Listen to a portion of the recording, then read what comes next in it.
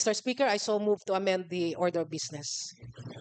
Now, motion on the floor to amend the order of business.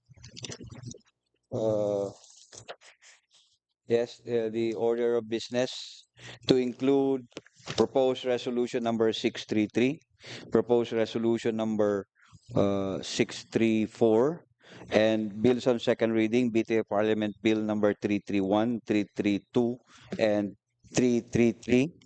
And of course, since today is Thursday, uh, we also include the privilege R. There are privilege speeches that are to be delivered today uh, uh, by the MPs mentioned by the floor leader. And And, second to the motion. committee report number 84. Yes, and I'm sorry, the committee report number 84 on the Indigenous Peoples Code. Any second? Hearing no objection, the motion is approved and consequently the order of business is amended as stated by the floor leader.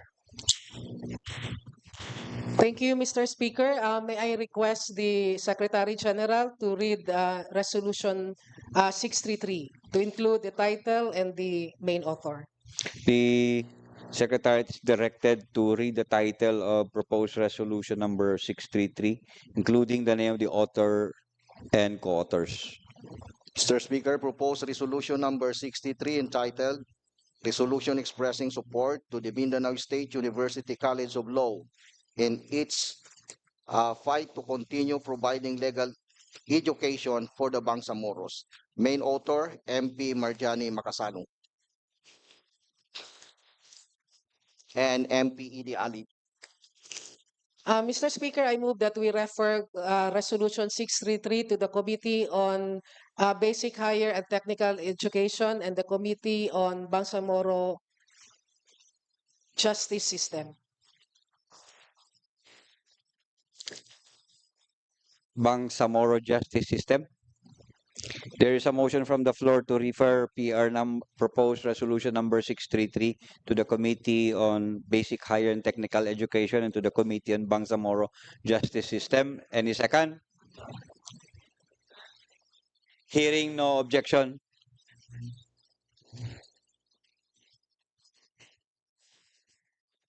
One minute suspension.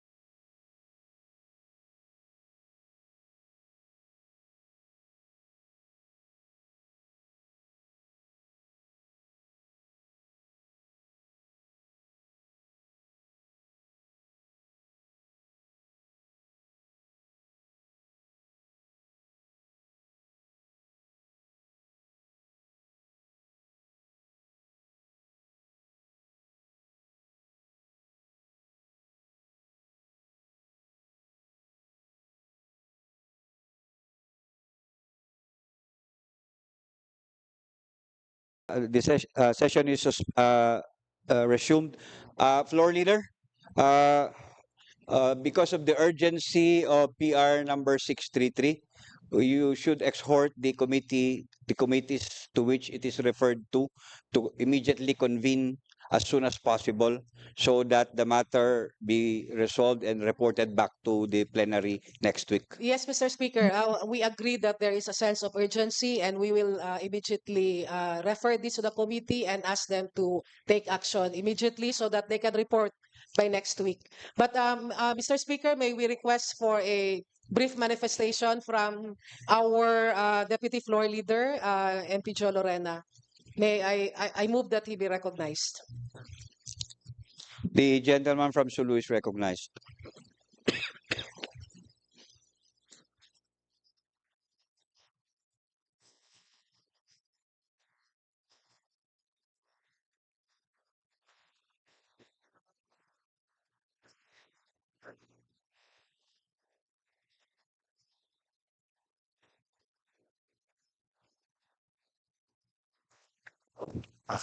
Mr. Speaker, thank you, Madam Floor Leader. Mr. Speaker, this is in reference to the referral.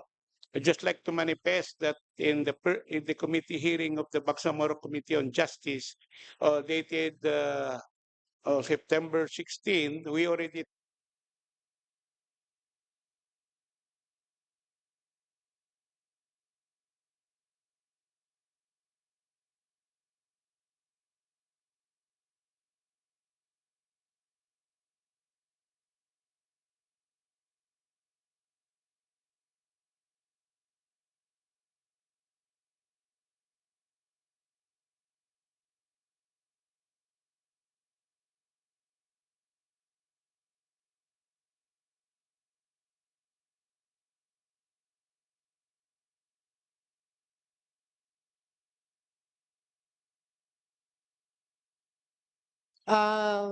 With that, may we move on to the reading of proposed resolution 634. Then may we request the Secretary General to read uh, its title and its main author.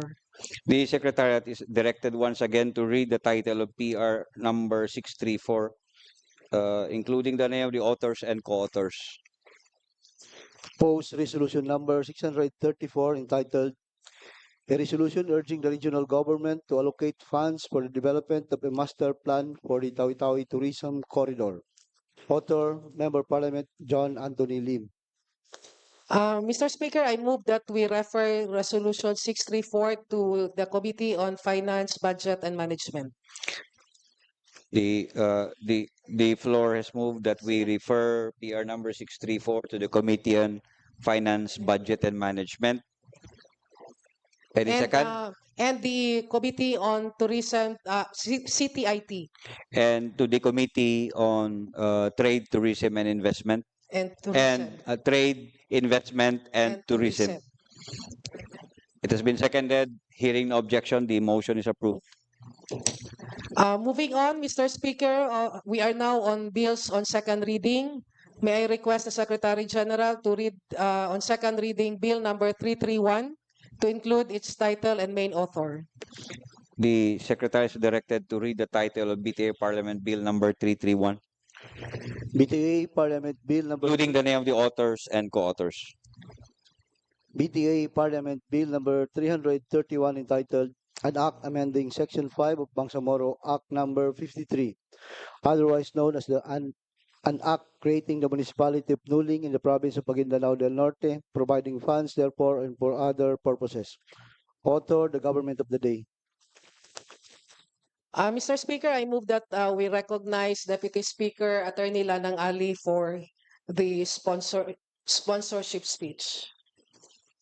The gentleman from Sultan Kudarat, Maguindanao is recognized.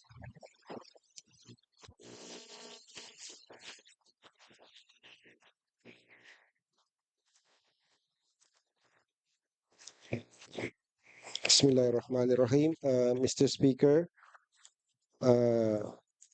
my courtesy to the Speaker of the Parliament, Attorney Ali Pangalian Balindong, to the Chief Minister, Ahud Balawag Ibrahim, to the Presiding Officer, Deputy Speaker, Attorney Omar Sema. Thank you very much to the Deputy Floor Leader, Attorney Marian, MP Attorney Marian Arnado. Mr. Speaker, Assalamualaikum warahmatullahi wabarakatuh.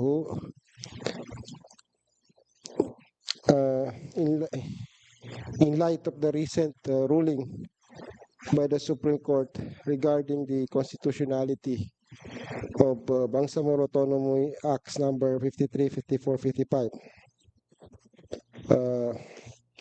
in GR number 271741 and 271972, titled Datu Sajid S. Sinswat et al. Versus Honorable Ahud Balawag Ibrahim, in his capacity as Chief Minister of the Bangsamoro Government and the Bangsamoro Transition Authority, the Supreme Court partially granted the petition against Bangsamoro Autonomy Act number 331.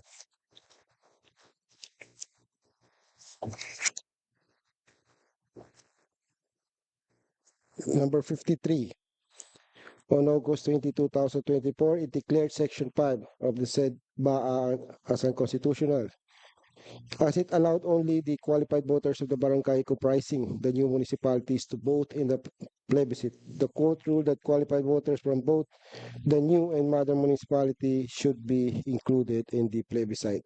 Mr. Speaker, as such, this bill is filed to amend Section 5 of BAA number 53, allowing the qualified voters from both the new and modern municipality to to vote in the plebiscite pursuant to Article 10, Section 10 of the Constitution. As such, Mr. Speaker, I urge my esteemed colleagues in the Parliament to support the passage of this bill.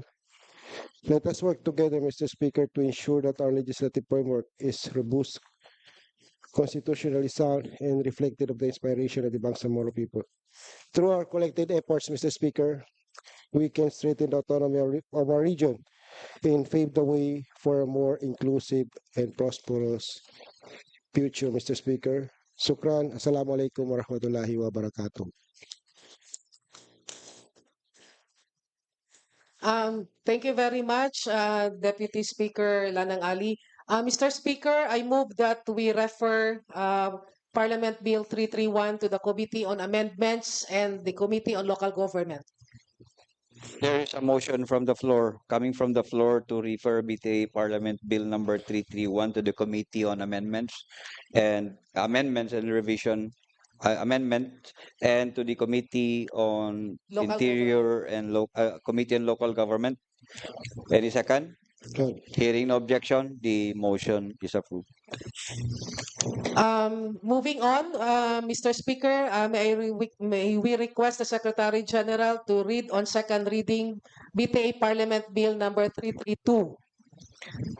There is Secretariat, please read once again the title of BTA Parliament Bill number 332, including the name of the authors and co-authors. BTA Parliament Bill number 332 entitled An Act Amending Section 5 of Bangsamoro Act number 54, otherwise known as the Act Creating the Municipality of Datu Sinsuat Balabaran in the province of Maguindanao del Norte, providing funds therefore and for other purposes. Author, the government of the day.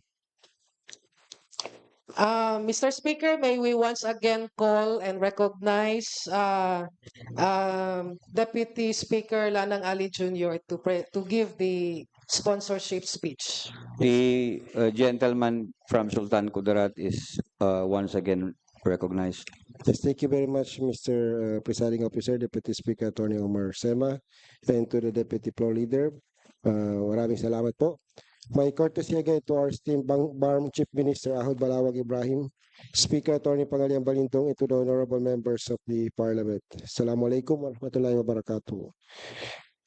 The recent ruling by the Supreme Court regarding the constitutionality of Section 5 of Bangsamoro Autonomy Act number 54, it has become imperative for us as lawmakers to address and rectify this provision in strict accordance with the law.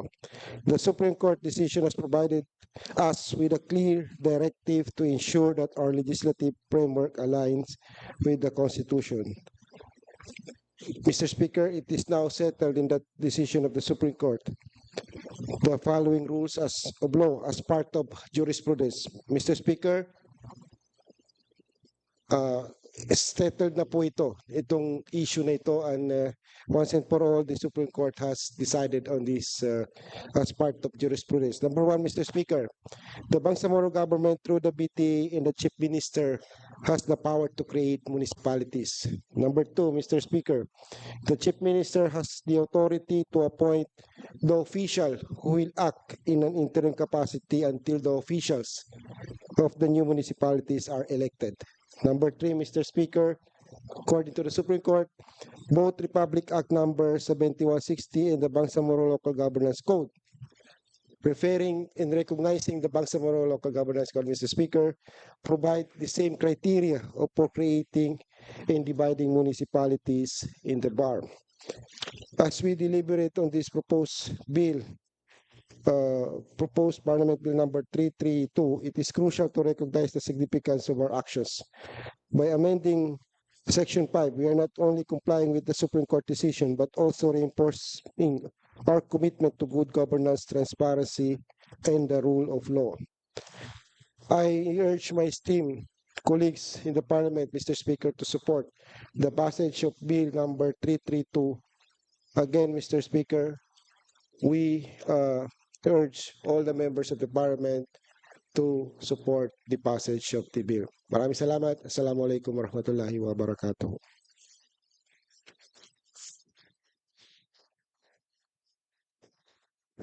Mr. Speaker, thank you very much, Deputy Speaker Lanang Ali. Mr. Speaker, we are now on item number 3. Where do we refer the? I'm sorry. I move that we refer Parliament Bill number 332 to the Committee on Amendments and the Committee on Local Government.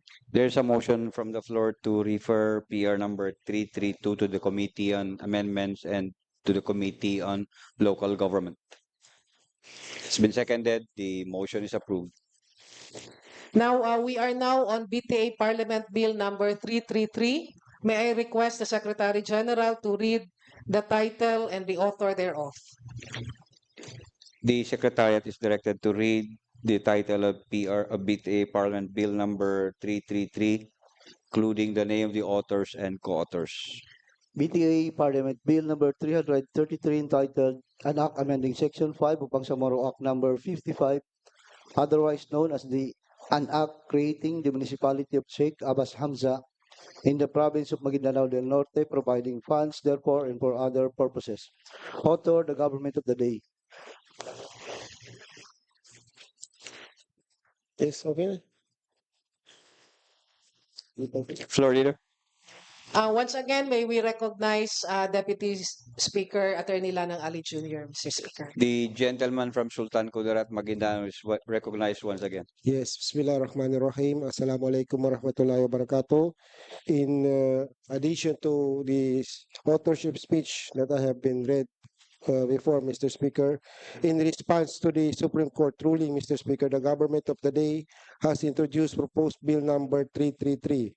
This bill are designed to amend and strengthen the provision outlined in Section 5 of Bangsamoro Autonomy Act number 55 of the Bangsamoro Transition Authority. The primary purpose of this amendment, Mr. Speaker, is to address the creation of municipalities within the Bangsamoro region and Muslim Mindanao. These principles are the cornerstone of our legislative mandate and the foundation upon which the Bangsamoro government is built. Again, Mr. Speaker, I urge my esteemed colleagues in the Parliament to support the passage of Bill number 333. Let us work together, Mr. Speaker, to ensure that our legislative framework is robust, constitutionally sound, and reflective of the inspiration of the Bangsamoro. Mr. Speaker, through our collective efforts, we can strengthen the autonomy of our region and pave the way for a more inclusive and prosperous future. Sukran mo bilahi taufiq wal hidayah. Assalamualaikum warahmatullahi wabarakatuh, Mr. Speaker. Thank you very much. Mr. Speaker, I move that we refer Parliament Bill number 333 to the Committee on Amendments and the Committee on Local Government. There's a motion coming from the floor to refer BTA Parliament Bill number 333 to the Committee on Amendment and the Committee on Local Government. Any second? Hearing no objection, the motion is approved. Mr. Speaker, we are very happy to call on the committee report number 84, which is the a priority code, no, under the mandate of the BTA. So this is entitled An Act to Recognize, Develop, and Protect the Indigenous Peoples and Their Rights in the Bangsamoro Autonomous Region in Muslim Mindanao, strengthening the Ministry of Indigenous Peoples Affairs, and appropriating funds therefore and for other purposes. May we call on the chairman of the Committee on the Indigenous Peoples Affairs, MP Ramon Piang, for the authorship speech. The The gentleman from North UP, Maguindanao del Norte is recognized. Uh, for a while, I may 1 minute suspension.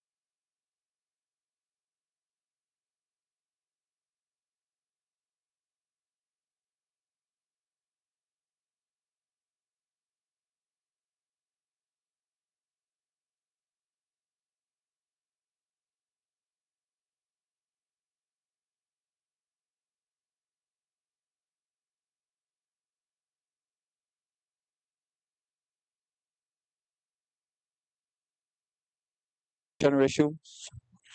We now acknowledge once again and recognize the gentleman from North UP, Maguindanao to proceed with the the sponsorship speech and the committee report. Thank you, Mr. Speaker. Our esteemed Chief Minister Ahud Balawag Ibrahim, our Speaker of the Parliament, and of course, distinguished colleagues Piyotamagan, Assalamualaikum warahmatullahi wabarakatuh. Magandang hapon po sa ating lahat. It is with great honor that I stand before you today to introduce Parliament Bill 273 or its Bangsamoro Indigenous Peoples Act 224 under Committee Report number 84 submitted by the Committee on Indigenous Peoples Affairs. This Parliament Bill is a product of 7 public hearings, 3 full days of committee deliberations, 4 days of committee amendments, and several hundred man-hours of labor. But before I proceed to the rest of my speech, let me thank the government of the day for certifying the urgency of this bill that facilitated its immediate deliberations. And of course, all members of the Committee on Indigenous Peoples Affairs who have worked with us very closely, the officer in charge and chairperson of the Finance and Budget Management Committee and its members who collaborated with us to further ensure that the bill's financial provisions were carefully evaluated to enhance its feasibility and implementation potential. To the officers of the Parliament, from our deputy speakers and floor leaders, and to all of my colleagues in the Parliament who showed their universal and unwavering support during our committee preparations. I thank all of my colleagues for such support, especially those who attended our hearings, both in Cotabato City and our out-of-town hearings in all the provinces of the BAM region and other committee activities in Davao City. It showed the importance the Parliament has accorded this bill. Moreover, the reception of the people we consulted on the bill was amazing, and most have voiced their strong support for the immediate passage of this bill. I also thank the Secretariat and the members of the Parliament staff for their untiring assistance. To our partners from the Ministry of Indigenous Peoples Affairs, thank you for extending your support, for being with us during the hearings conducted, and the Bangsamoro Information Office for their coverage and documentation. This bill, sponsored by the government of the day, is a collective effort of the entire Parliament. This landmark legislation represents an opportunity for us to uphold the rights, recognize the ancestral domain of Pusaka-Inged, preserve culture, and advance the development and welfare of the indigenous peoples in the Bangsamoro Autonomous Region of Muslim Mindanao. Throughout the development of this bill, the committee has worked tirelessly to address gathered proposals and new ideas presented during the consultations. The committee guaranteed that the final version of this bill would adhere to the highest standards of inclusivity, ensuring that the voices and rights of the indigenous communities are duly represented and protected. Hence, the result is a legislative measure poised to make a significant and positive impact on the lives of our indigenous peoples and brothers within the Bangsamoro region. The BTA aims to address the needs, protect, promote, and preserve the collective rights of the indigenous people in the Bangsamoro Autonomous Region, aligning with the legal mandates of the 1987 Philippine Constitution, Indigenous Peoples' Rights Act of 1997, the Bangsamoro Organic Law, and international standards such as the United Nations Declaration on the Rights of Indigenous Peoples, or UNDREP. The coverage of this proposed legislative measure includes all native indigenous peoples within the BAM, such as but not limited to the indigenous peoples belonging to the Tunuray, Lambangian, Bulangan, Manubo, Oromanan na Manubo, Higaunon, Bulaan, Bajau, Sama Dilaot, Sama Jamamapon, Sama Bangingi, Sama Pangutara, and such other marginalized and minority ICC's IPs who identify by self-ascription by others as indigenous peoples. Under this bill, there is a clear policy to recognize, delineate, and develop the Pusaka-Inged or the ancestral domain of the indigenous peoples and to strengthen tribal governance within the delineated ancestral domain. The BIPA also guarantees the equitable share of the indigenous peoples in the revenues of the Bangsamoro Autonomous Region generated from exploration, development, and utilization of natural resources, which shall in no case be less than 10%, and shall be directly given to the indigenous peoples' communities through their indigenous political structures.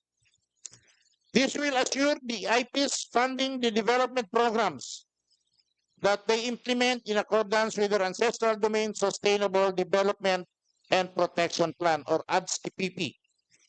Moreover, the ICC IPs shall enjoy full royalties arising from projects or joint ventures with private entities in the development and utilization of natural resources within ancestral domain areas, which shall not be less than 1% of gross income. Provision to strengthen ICC's IPs politically and ensure their willful participation in governance in the region and LGU levels are also provided for among in this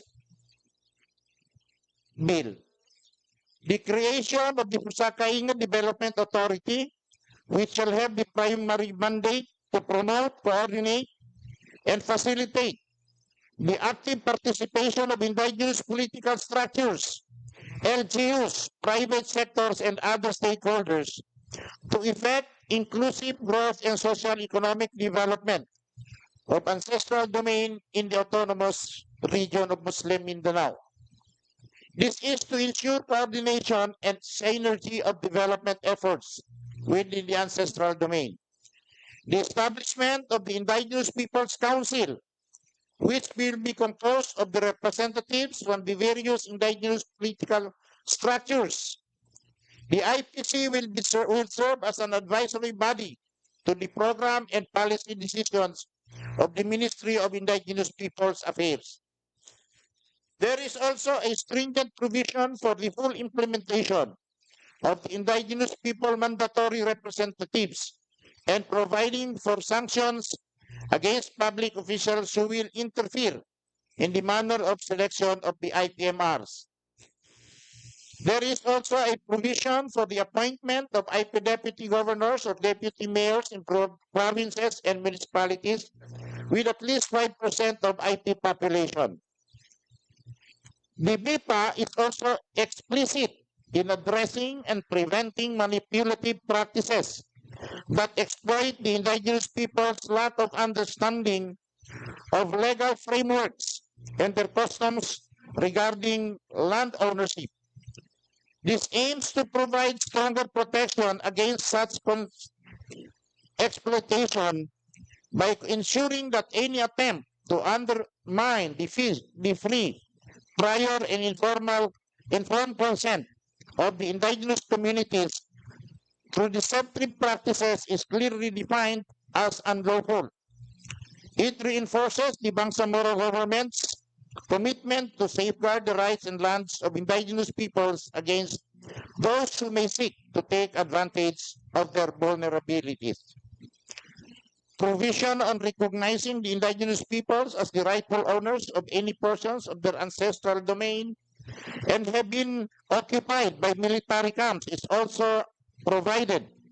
Additionally, it grants the indigenous peoples priority in receiving any development, livelihood, or other socioeconomic assistance within the zones. The provision further mandates that government agencies involved in normalization processes shall coordinate with indigenous political structures of the concerned communities to ensure that the rights and interests of the indigenous communities are fully protected. Ladies and gentlemen, a portion of the moral governance that we advocate in the Bangsamoro is our honest obligation to provide help and guidance to those who are in need. Mapping out a law on the indigenous people's rights is a strong demonstration of our dedication in addressing the challenges encountered by our people as we labor on providing and maintaining a solid and continuing peace within the Bangsamoro region.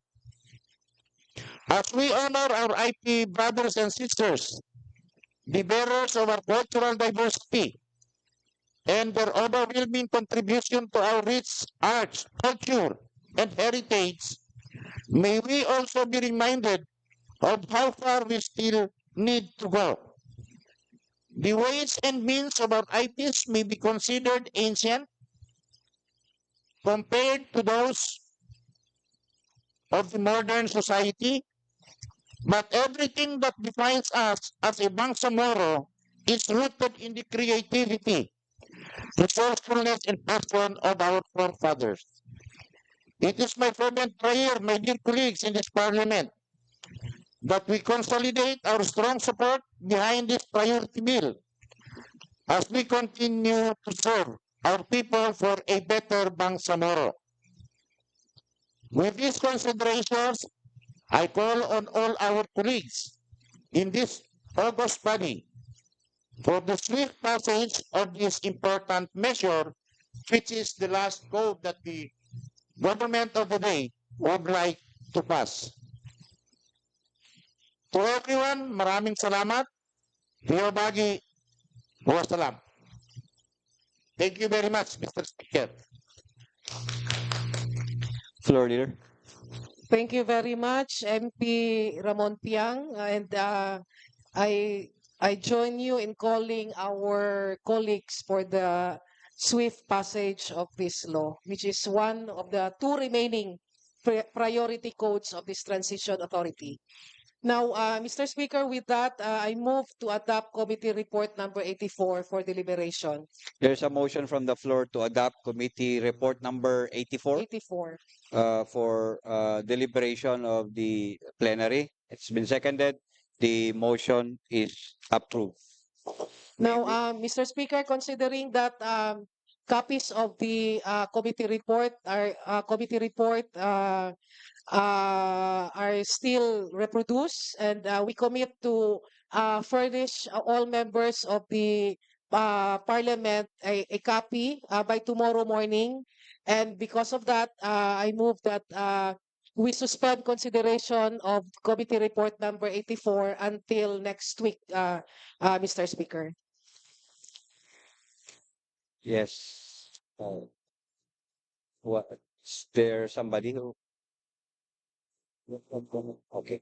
There is a motion from the floor to suspend consideration of committee report number 84. It has been seconded. Hearing no objection, the motion is approved. We will deliberate on it on Monday next week. Thank you, Mr. Speaker. We are now on the most awaited part of our business for today, the privilege hour. And we have five brilliant speakers who will share their passionate speeches before this parliament. So may we recognize first MP Romeo Sema. Sir, the floor is yours. MP Romeo Sema is recognized. Yes, thank you, Mr. Speaker. Thank you, Floor Leader.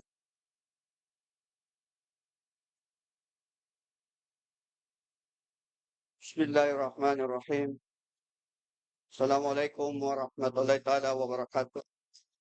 My courtesies to our esteemed Chief Minister Ahud Balawag Ibrahim, Honorable Speaker of the Parliament, Attorney Ali Pangilinan M. Balindong, Floor Leader Attorney Shah Dumama Atpa, to my fellow members of the Parliament, and to everyone present today. Today, we celebrate the formation and fortifications of the Bangsamoro Organic Law. The case of the province of Sulu versus BTA wrap the Bangsamoro Organic Law with a protective mantle, a mantle that will shield us from any questions of legitimacy. It has affirmed our parliamentary form of governance and has pronounced our rightful status as an autonomous government. However, in exchange for these affirmations, a part of us was taken, our beloved Lupasug, the home of the brave, the home of our revolution, and the port that hold us together. Bunga ng pawis, dugo at buhay.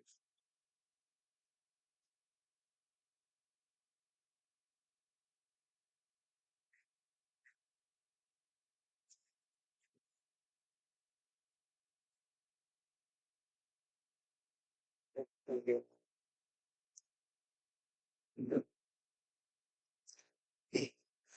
Today, we celebrate the formation and fortifications of the Bangsamoro Organic Law.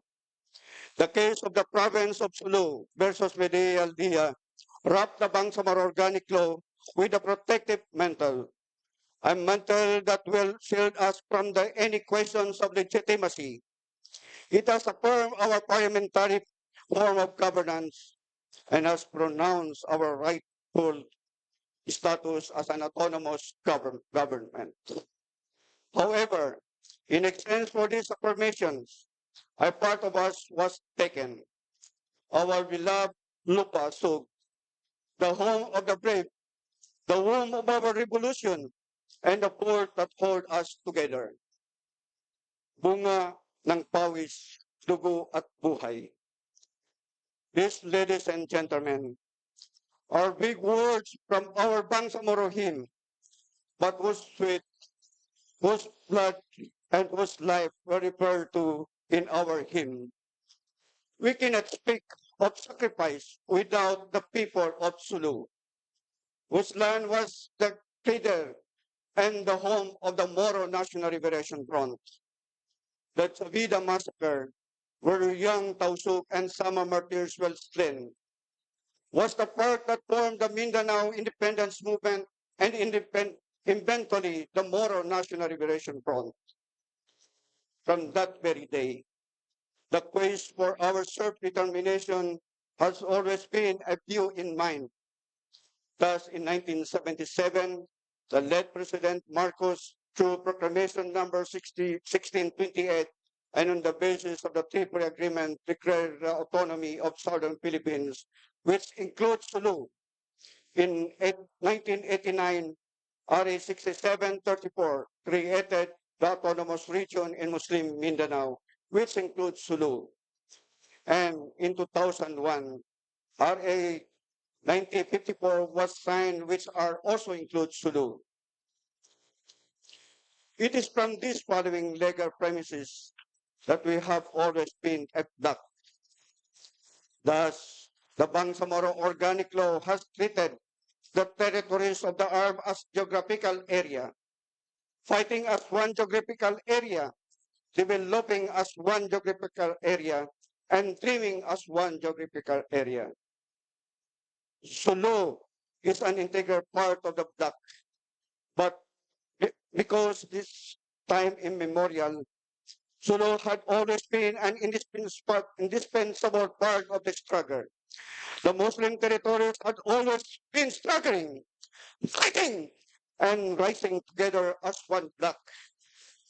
In between these struggles, many sacrifices were made. Those are sweat, blood, and life, including those by the peoples of Sulu.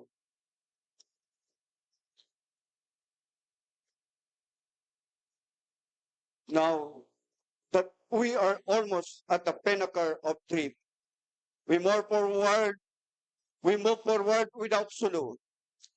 How is that acceptable? It is true there was a plebiscite, but does it reflect the change of tides 5 years after Barnes' presence in Sulu? Does it reflect the sacrifice of our Mujahideen as a member of the Moro National Liberation Front? I cannot fathom the departure of Sulu in the Bangsamoro region. Sulu was the homeland of many MNLF members. The many Tausug sacrifices in pursuit of holding us together. While I know that there are legal processes and legal justification that support the said decisions of the Supreme Court, I feel that there is a need to pronounce its sentiments before this Parliament. I feel that being silent and passive on this matter would be a betrayal to our Tausug brothers and sisters. The decision, where it was already promulgated, was not remove us from our freedom to express our sentiments and reactions. There is a thin line between defeat and respect, and speaking up sets them apart. Habang buhay kami sa iyo magbabantay. This is a promise we're making each time we're singing our hymn. This is a promise from the people in the past who gifted us our autonomy. This is a promise to the next generation, the children yet unborn. This is a promise of our homeland. I promise to value and make it serve the Bangsamoro team.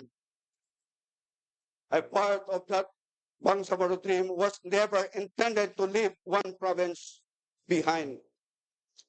As a member of the Moro National Liberation Front, it is hard to accept. It is hard to just accept the decision without they doing anything and just move forward. I know there is a law, but justice is a different matter. Sulu was part of us, and we lost it. During our works, we have lost it. Whatever happened to habang buhay kami tayo magbabantay. Thus, I implore my fellow members of the Parliament to speak up and let us find ways to restore what was a part of us in the very beginning.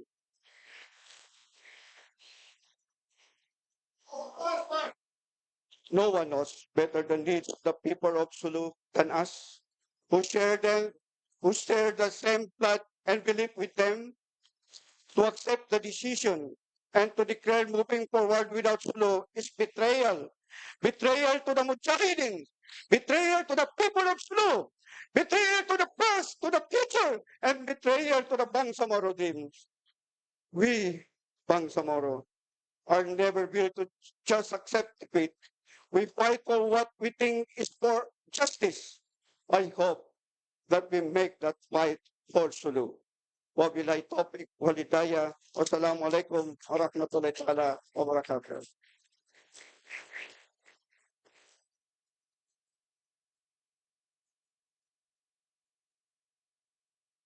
Floor leader.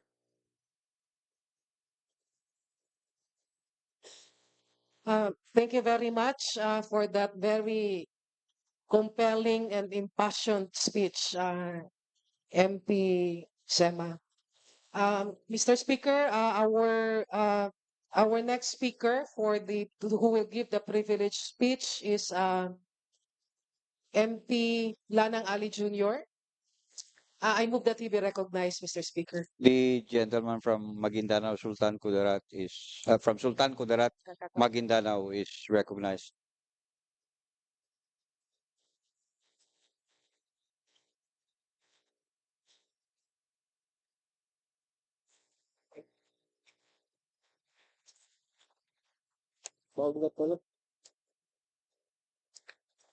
Bismillahirrahmanirrahim. My courtesy to the Speaker of the Parliament, Attorney Ali Balintong, to the Chief Minister Ahud Balawag Ibrahim, to my fellow colleagues. Assalamualaikum warahmatullahi wabarakatuh. Mr. Speaker, maiksi lang po aking privilege speech, Mr. Speaker.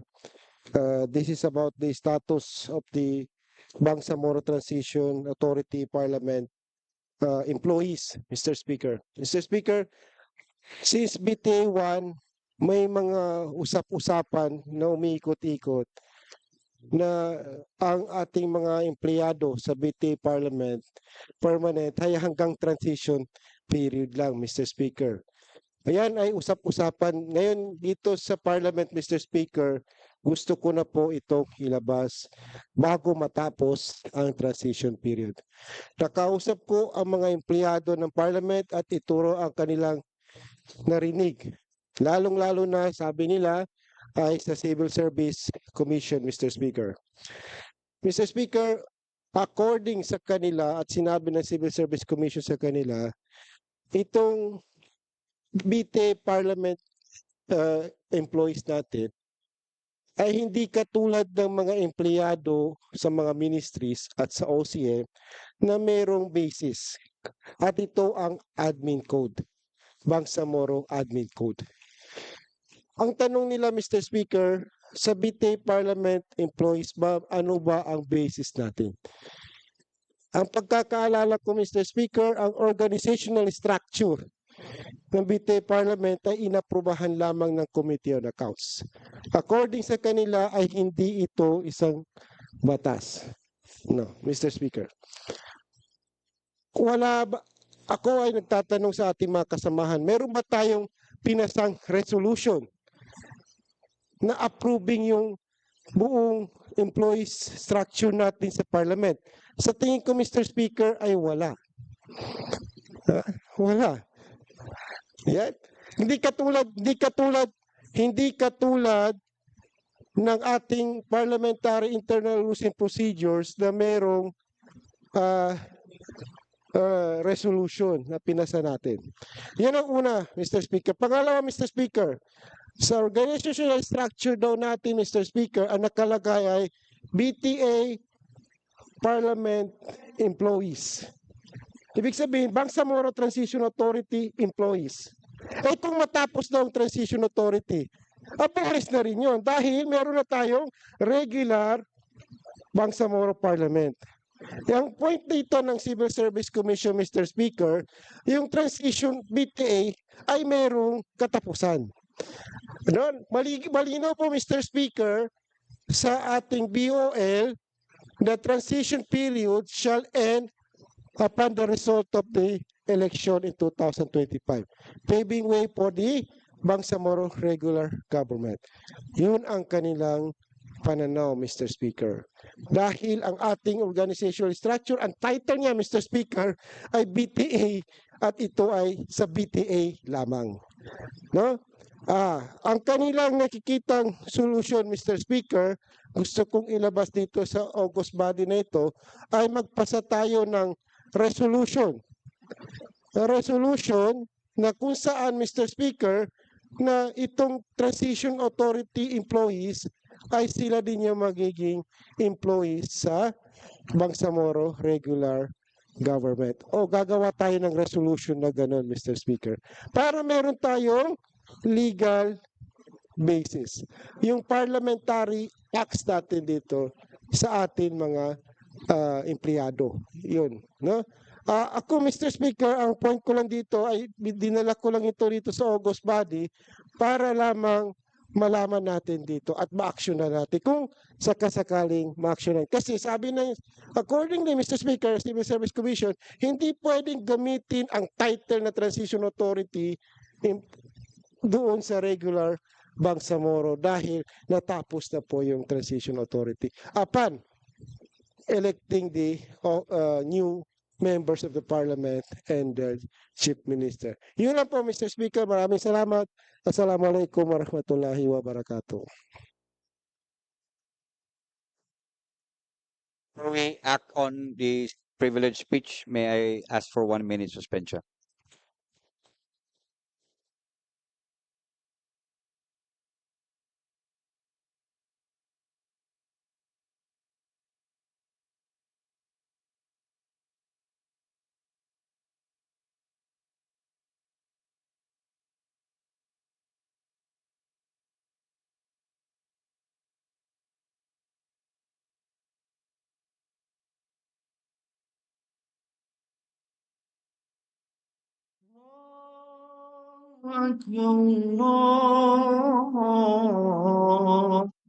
الله أكبر الله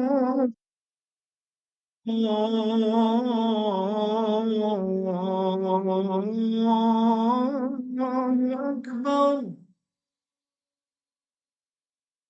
أشهد أن لا إله إلا الله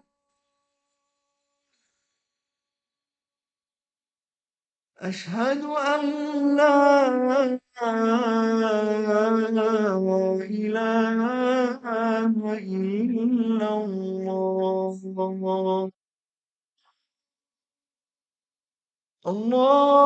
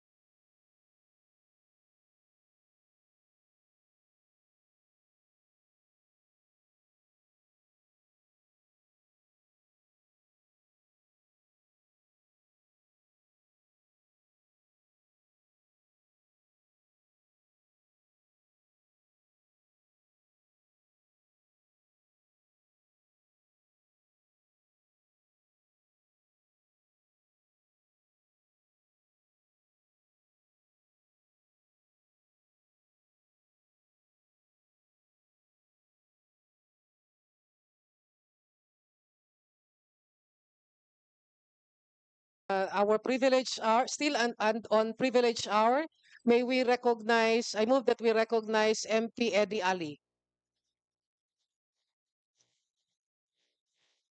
Chairman from Tawi-Tawi is recognized.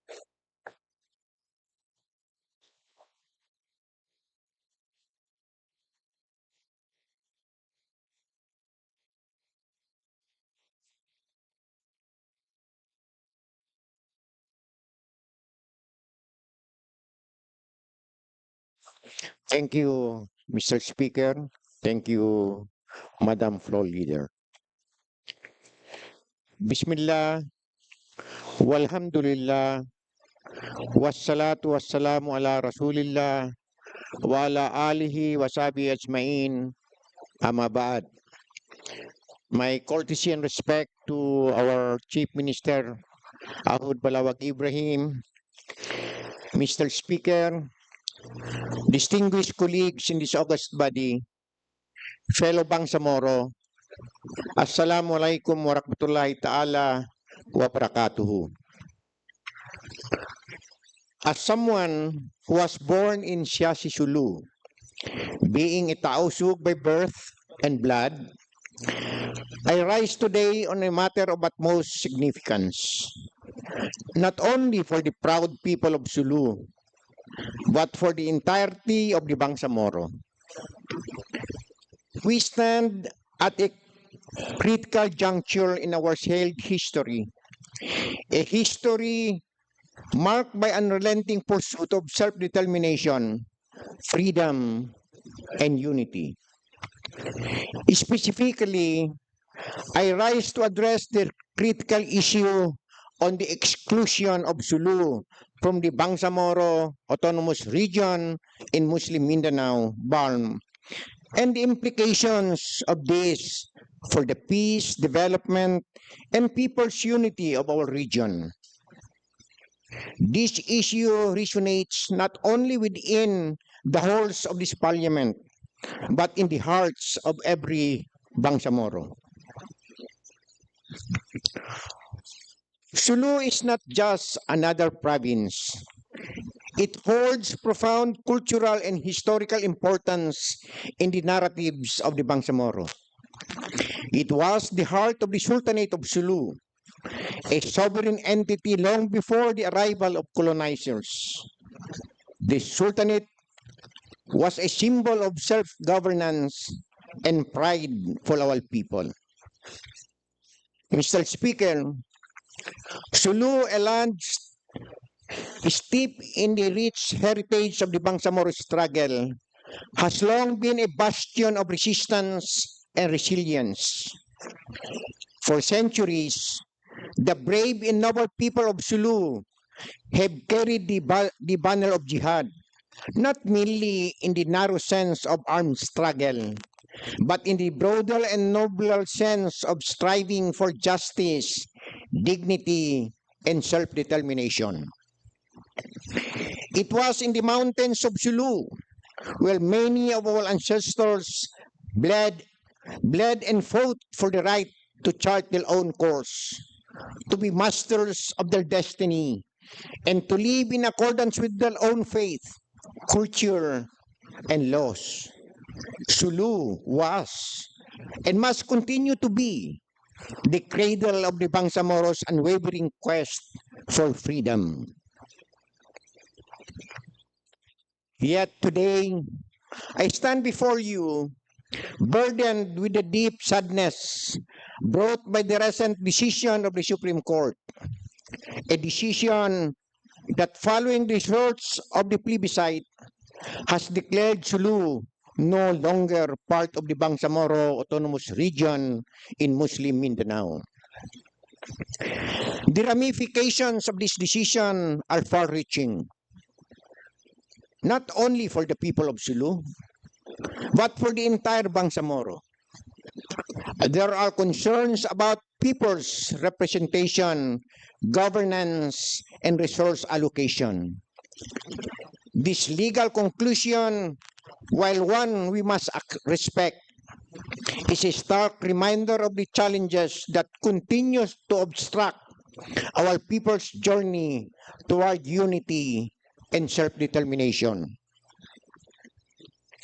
Mr. Speaker, let us not forget that the Bangsamoro struggle has never been about legalistic definitions or lines drawn on a map.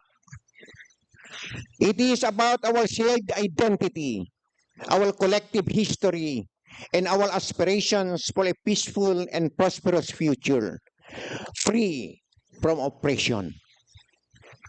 The people of Sulu, whose forebears played a central role in this struggle, should never be cast aside or feel distant from the aspirations of the Bangsamoro, of the greater Bangsamoro community.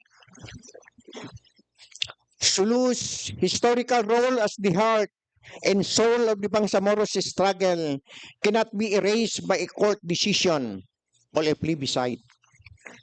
It was Sulu that stood firm in the face of colonization, that resisted the imposition of foreign powers, and that laid the foundation for the Bangsamoro undying spirit of resistance and self-determination. The people of Sulu must never forget their integral place in the noble struggle. We owe it to our ancestors who sacrificed their lives in the name of our people's freedom, and we owe it to the future generations who will inherit this legacy. But today, I call upon the people of Sulu, let this decision not weaken our resolve. Instead, let it ignite within us a renewed commitment to unity and self-determination. Let it remind us of the struggles of our forefathers, and let it call us back to the righteous path of working together toward a Bangsamoro where all people, regardless of geographic or political boundaries, stand as one Bangsamoro. It is imperative that we do not fall into division, for division is the tool of those who wish to undermine our cause.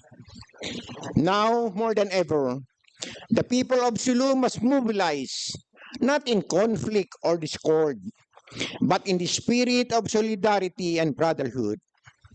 The struggle is far from over, and the people of Sulu have a central role to play in ensuring that the vision of a united Bangsamoro is realized. This generation, like the ones before it, must carry forward the torch of the Bangsamoro cause. I call on every Moro in Sulu to remember the words of our ancestors, to remember the sacrifices that brought us to where we stand today. The battle for our rights and our place in this nation is not one that will be won in a single day or by a single decision. It is a continuous fight, fought on many fronts, through our politics, through our laws, and through our unyielding commitment to peace and unity. In this moment, we must harness our collective strength, wisdom, and resilience. We must ensure that Sulu does not stand alone, isolated by this legal decision. Instead, we must work together to find ways to restore and reinforce the bond between Sulu and the broader Bangsamoro homeland. We must find ways to ensure that Sulu's unique history, culture, and aspirations are not only recognized but are integral to the continued success of the Bangsamoro. A more inclusive and united Bangsamoro is a key to a sustainable peace, one that addresses the root cause of conflict and empowers all Bangsamoro communities, including Sulu, to build a future of prosperity, a better Bangsamoro for a bagong Pilipinas. The people of Sulu have always been at the heart of our struggle, and they will always remain so. This generation is no different. We must ensure that the struggles and sacrifices of our ancestors were not in vain, and that their legacy lives on through our actions today. Let us be a call to action for every Moro in Sulu, for every Moro across the Bangsamoro, and for everyone who believes in justice, freedom, and self-determination. The jihad for unity in self-determination is a just cause, and it is a cause worth fighting for. Wabillahi taufiq wal hidayah. Wassalamu alaikum warahmatullahi ta'ala wabarakatuh. Floor leader. Before we proceed with the next privilege speech, I am striking out the speech a while ago of the Deputy Speaker, Lance Ali. We have agreed already on the matter, and there will be an automatic referral of the same to the Committee on Rules.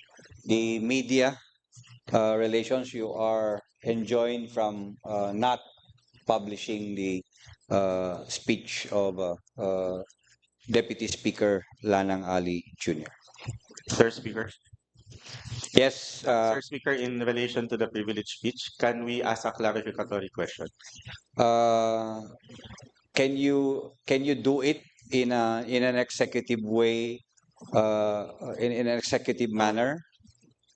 Maybe you can discuss it with MP Lance. Anyway, we are going to schedule a meeting with the Committee on Rules on the matter. It's related to this current privilege speech, Mr. Speaker. The question of Eddie Ali, there's no problem. There's no problem. You can proceed. MP Eddie Ali, are you willing Mr. to? Speaker, Yes. I suggest that because the topic of the next speeches will still involve Sulu. So may we allow all the speakers to present first their privileged speech before we open the floor Interpolation? for questions. Because we might, I don't know. we might be able to cut, no, because it covers the same topic. Would it have enough time, Mr. Speaker, because we only have 1 hour for privilege speeches? Yes, so we have Or three. can spill over to the next session, Mr. Speaker, because this is very important, Mr. Speaker. I think we still have time. It's still 3:30. No problem, Mr. Speaker, as long as we can ask questions later. Yes, Mr. you can Yes. ask question. But I think I'm already enjoying. I mean, entertaining the idea of having a break because Maybe it's already 3:30. Mr. Speaker, we don't want to suspend the momentum. Now we let us allow the three other speakers to present their speech and to deliver their speech, and then Oh, we that- can have That's the pleasure of the body. So, who is the next Mr. presenter? Speaker, I move that we recognize MP Tawakal Mitimbang. The gentleman from Gindulungan, Maguindanao is recognized. Thank you, Mr. Speaker. Thank you, Lord Leader. A'udhu billahi minasyaitanir rajim. Bismillahirrahmanirrahim. First and foremost, Mr. Speaker, I will begin my speech quoting some verse in Quran. And I quote, "And hold firmly to the rope of Allah subhanahu wa ta'ala all together and do not become divided." Quran Surah Al-Imran, Ayah 103. Bismillahirrahmanirrahim. Assalatu wassalamu ala asrafil anbiya wal mursalin. Assalamualaikum warahmatullahi ta'ala wabarakatuh. Mr. Speaker, my courtesy and respect to the Chief Minister of the Bangsamoro government, His Excellency Honorable Ahud Balawag Ibrahim Al-Haj, to the BTA Speaker, Honorable Speaker Pangalian Balindong, to the Deputy Speakers, World Leader, to my fellow members of the Parliament, and to our distinguished guests, again, Assalamu alaikum warahmatullahi ta'ala wabarakatuh. Mr. Speaker, it is my honor and privilege to speak before you. Firstly, I am thankful for the ratification of the Supreme Court on the RA 11054 or Bangsamoro Organic Law. Along with this happiness is a sadness on the decision of the Supreme Court that exclude the Sulu province from the Bangsamoro region.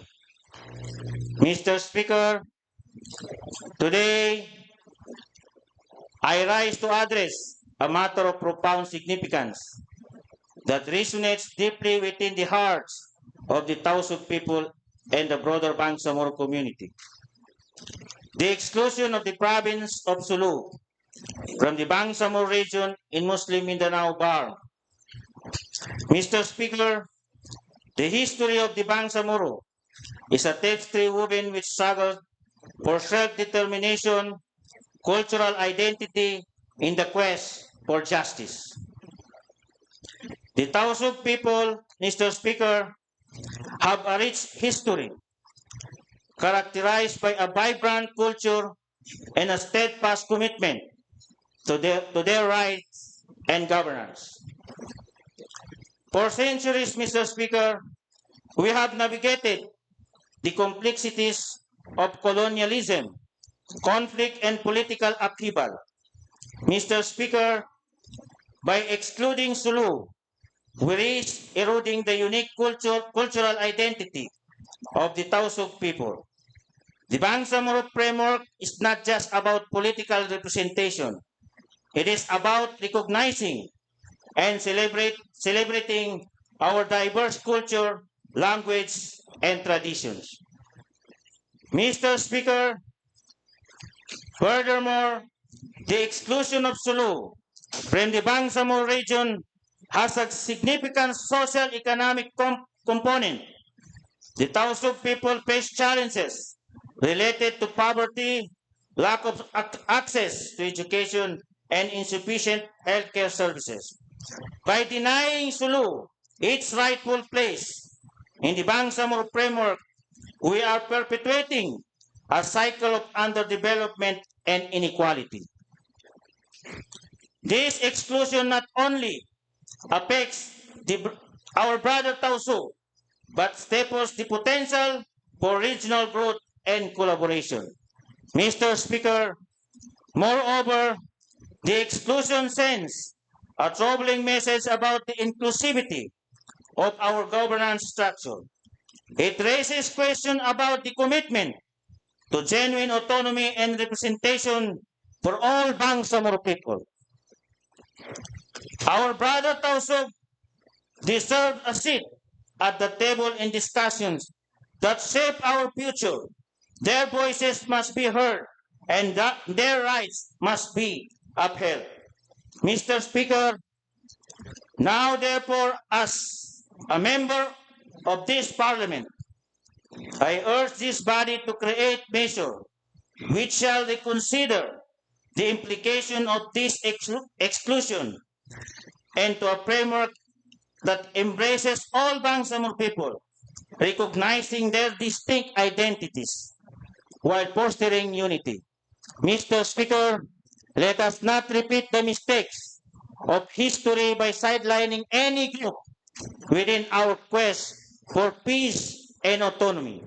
Together, we can build a future where every voice is valued, every culture is celebrated, and every community is empowered.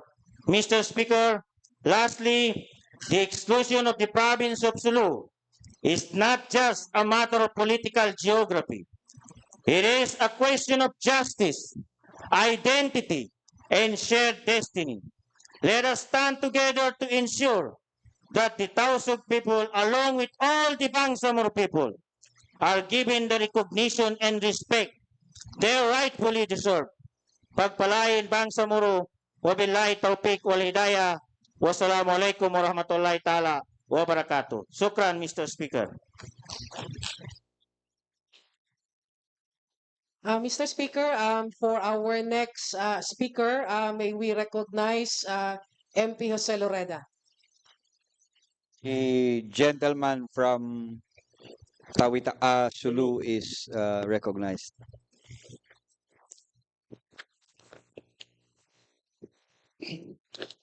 Bismillahirrahmanirrahim. Assalamualaikum warahmatullahi ta'ala wabarakatuh. My courtesy and respect to the Chief Minister, Ahud Balawag Ibrahim, and our esteemed Speaker, Attorney Pangalian Ali Balindong, to the officers of the Parliament, of course, our Deputy Speaker, Presiding Deputy Speaker Omar Sema, the Deputy Floor Leaders, esteemed colleagues, friends of the Bangsamoro who are here in attendance, our Secretariat, and to the Bangsamoro people. I have heard the three previous speeches, and I find that many have common grounds.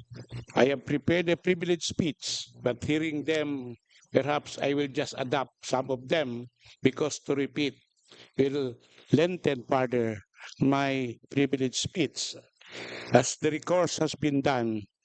But as someone who have participated in the peace process and in the negotiation, it alarms me when the Supreme Court decided to break the autonomy.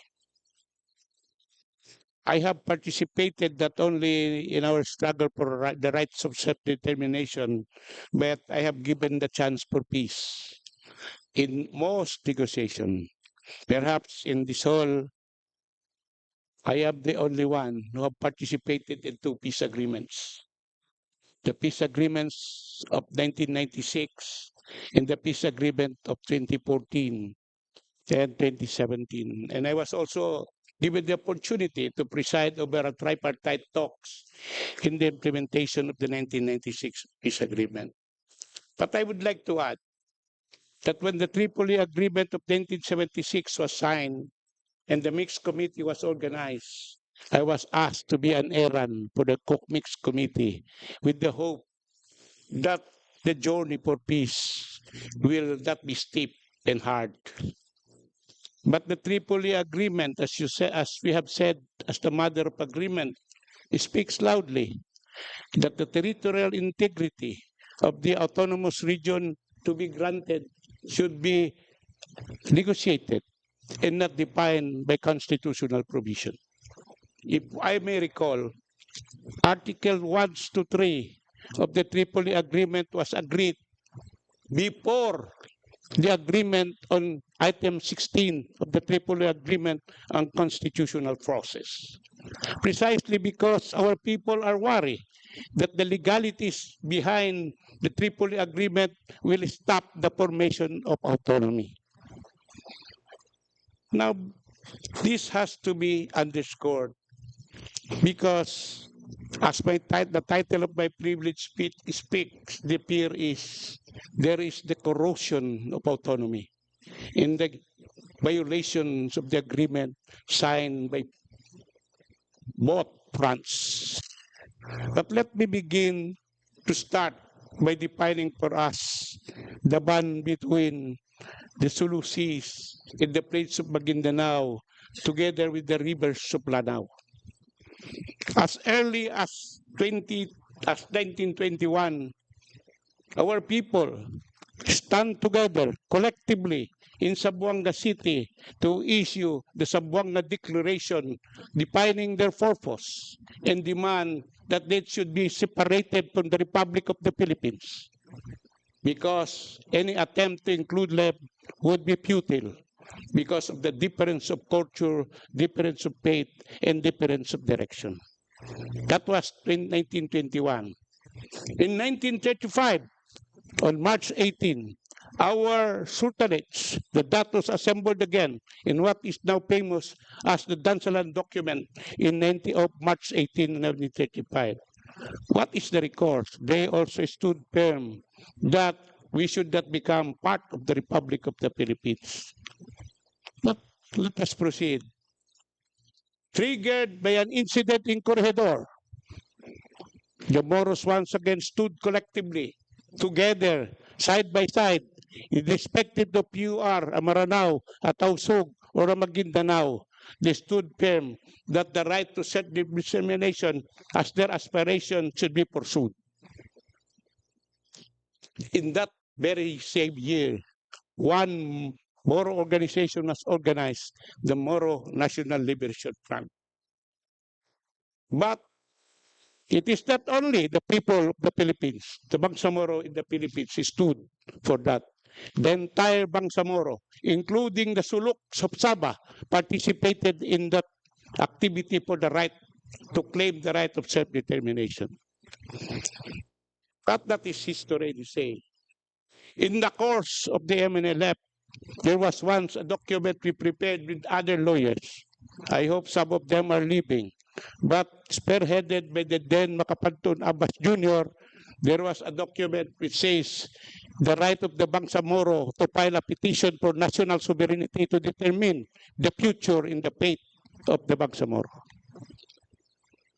But we did not pursue that because events came forward and Resolution 18 in Jakarta was signed, converting our precious demand for independence to autonomy. The assurance of autonomy was given to us and in 1974. At the height, when the economy of the Philippines reached bottom rock, and there was the fear that there will be an oil embargo that will be issued by the Organization of Islamic Conference. But our people, as a peaceful people together, agreed to pursue peace. And we did not pursue the issuance of a resolution for an oil embargo, but actively participated in a negotiation for peace, resulting in the Tripoli Agreement. And we are hopeful that autonomy will come forward. During the time of the administration of the late President Ferdinand Marcos, well, there was autonomy, but we acceded not to that kind of autonomy because we believe that legal infirmities and constitutional infirmities will draw us back to zero. But fortunately or unfortunately, in the road to the election of 1987, President Cory Aquino invited us to a talk and negotiated for peace. Unfortunately, the autonomy we reached was only the autonomy prescribed under Article 10 of the 1987 Constitution. Despite all the opposition, we agreed to accept that autonomy. That autonomy has shape in the Constitution, but let me state that it provides only one thing, that there shall be autonomy in Muslim Mindanao in the Cordilleras. And we are hopeful that autonomy will remain as steadfast, as sustainable, collectively, as all those provisions in the Constitution provides. Meaningful autonomy for the Bangsamoro, including all its powers. However, that autonomy to me, with the issuance of the Supreme Court decision in GR 243, 242, and 255, in the petition of Abdul Sakur H. Tan, then governor of the province of Sulu in representation of his province, as petitioner, and Salvador Mediadia as respondent, and other officials of government surprised me a bit. It saddens me. It makes me happy at that time because the decision in the dispositive portion say that the infirmities raised in the petition with respect to constitutionality is not granted because the Republic Act 11054 is not unconstitutional, constitutional. Surprisingly, however, the decision partially granted the petition with the grant with the recognition accordingly of the autonomy of the local governments in the respect of the people in the province of Sulu and dismembered Sulu from the autonomous region in Muslim Mindanao. But a little back of pressure. In all the negotiations that I have participated for autonomy, there is always what they say, even the most illustrious justices, that autonomy should be implemented because it is provided in Article 10 of the Constitution. Surprisingly, however, the decision says autonomy can be dismembered, or the territories within autonomy can be dismembered. What if all the 6 provinces will petition to be dismembered? Where is autonomy? The provision which says that the interpretation of the Constitution or the law should be in favor of giving life to it and rather than killing it, to me, is violated. Because there is the possibility that autonomy in time will not be sustained but will be lost. I would just like to add a little bit because I drew out that anymore from my speech because the others are already provided for here. There is a maxim which says, salus populi is suprema lex. The welfare of the people is the supreme law. And it is enshrined even in the organic law. The identity of the Bangsamoro people is defined under Section 2 of Article 2. And that includes the people before the advent of the colonization who claims to be original people of the islands of Mindanao and Sulu. It is provided there. So we have defined the coverage of the Bangsamoro because the Bangsamoro by its title alone is organic law for the Bangsamoro in Muslim Mindanao.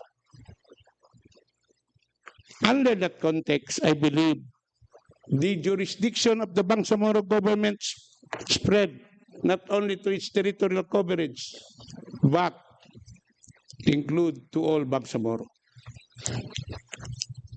But let me now go into the corrosive effect of the decision of the Honorable Supreme Court, which I think we have to consider.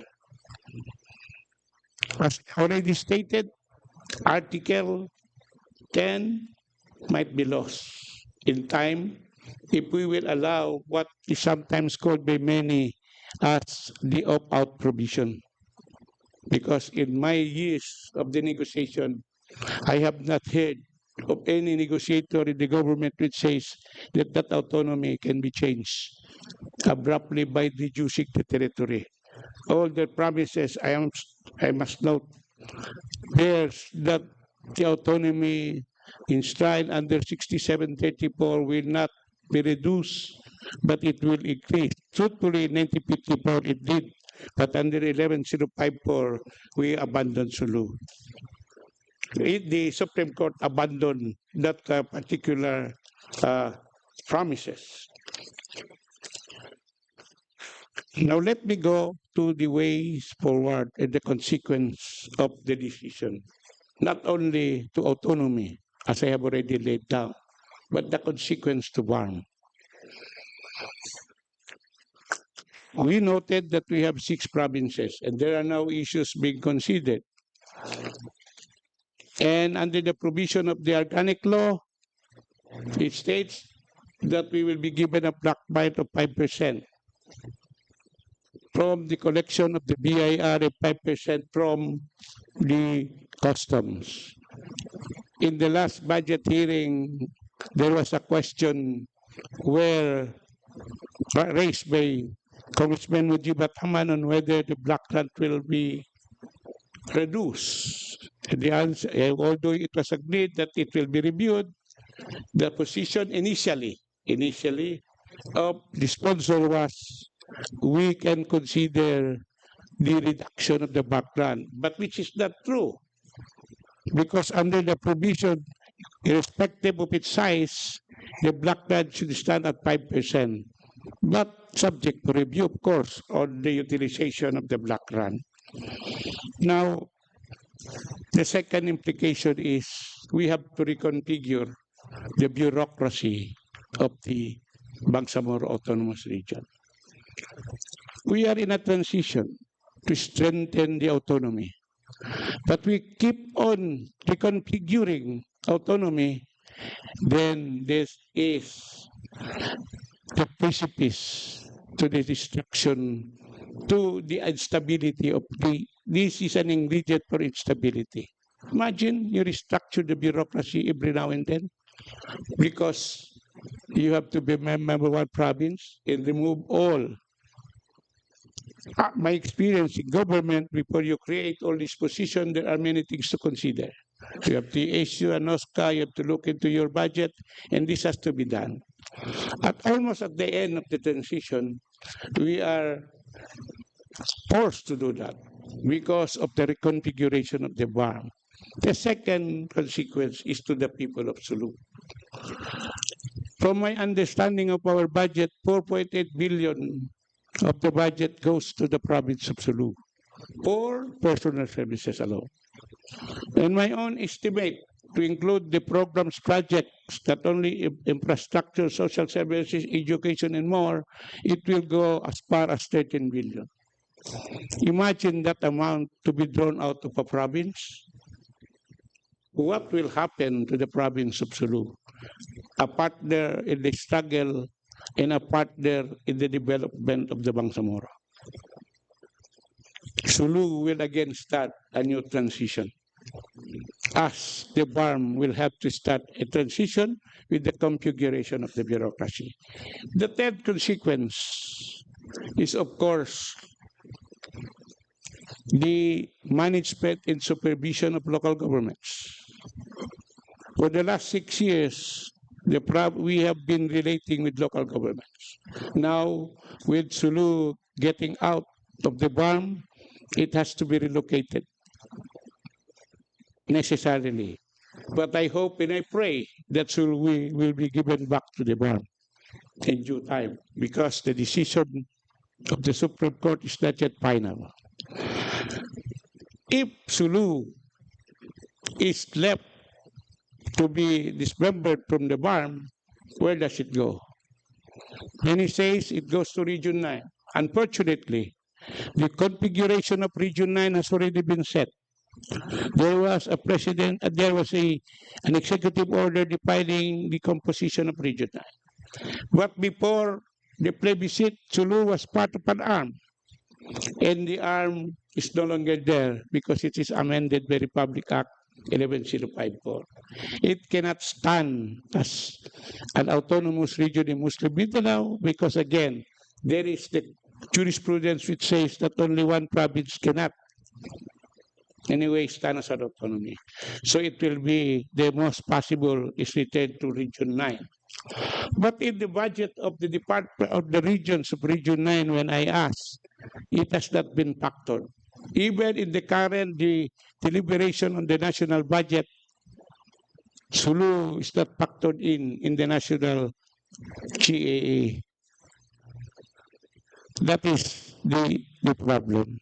The other consequence of this decision, my dear colleagues, is it hits into the historical binds and the cultural binds between the people of Sulu and the rest of the people of the Bangsamoro in the BARM, which has been nurtured for years and for decades in civilization. I remember the affinity, the blood links between the people of Sulu, the people of Maguindanao, the people of Lanao, the people of Tawi-Tawi and Basilan have been nurtured for years. Meaning the fabric of relationship will be divided. It will be stretched beyond recovery. So this is a concern that all of us must ponder, because we are mandated under our organic law to promote unity in the Bangsamoro. To promote unity not only in the Bangsamoro but for all people. Are we performing that mandate? I think it is the duty of this parliament to speak loud, very clear and categorical, that we cannot allow the dismemberment of any province from the BARM, because when we have this autonomy, it was sealed with the blood, tears of the martyrs. Perhaps we will be given hikmah on how to move forward. But I hope that we are one in this parliament in working for remedies to stop the corrosive effect on autonomy and the hindrance to the development of young Bangsamoro. Truly, I did not anymore went through the other manifestations included because I want you to rest. But I am demanding and I'm asking that collectively as parliament, as representative of the Bangsamoro people, we stand united in the fight to stop the corrosion of autonomy in whatever form, legally or politically. So, my dear colleagues, hanging in my mind is the issue. What shall we do? I am tempted to pronounce that as the person who signed the tripartite document in the Jeddah Communique of 1987, I raised the issue loudly. In that agreement, I must inform you that there were four times with MB Percasio around and Muslim Sema, my good brother is here, that there were items agreed. One, that the CAB is and the 11054 is just a partial implementation of the agreements.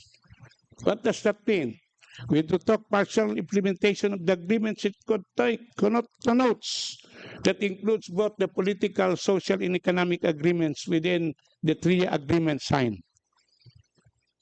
I will, and also the participation of the two signatories to the two agreements in the governance of the Bangsamoro. All these, I think, will be violated if this resolution is unchallenged. I know the difficulty of challenging a unanimous decision, but if we will leave it undone, we will be remiss in our responsibility to protect the welfare of the Bangsamoro. The welfare of the Bangsamoro should be protected. After all, in Article 5, as part of our powers, we have the general welfare powers. And this is an attempt to destroy the Bangsamoro people. That alone should be confronted squarely by this parliament. I have said more, but I think DS Tan will add, and the previous speaker has already spoken out of the speech covered by me. But let us just, for conclusion, say that we are one people. The genealogy of the Tan in Mindanao and Sulu speaks for that. Well, people may not know, but Dato Piang is originally from Sulu. He is part of the Tan genealogy that could be it, meaning the Bangsamoro is one. If you go to Lanao, during in the Sultanate of Maguindanao and Sultanate of Buayan, you will know that during the time of Mualil Wasid Bongsu, Sultan Kudarat became the administrator of the Sultanates as one in defense of the homeland and defense of the Bangsamoro. Perhaps looking back to the past, we can unite and stand as one in defense of the Bangsamoro. My dear colleagues, perhaps I have said more of the history and the bond that ties us in the need to defend the Bangsamoro. I, even in my twilight days, will join you in any effort to protect the Bangsamoro. Perhaps we can do it here in the parliament to begin with and become the channel for unity for the Bangsamoro. Wabillahi taufiq walhidayah. Assalamualaikum warahmatullahi ta'ala wabarakatuh.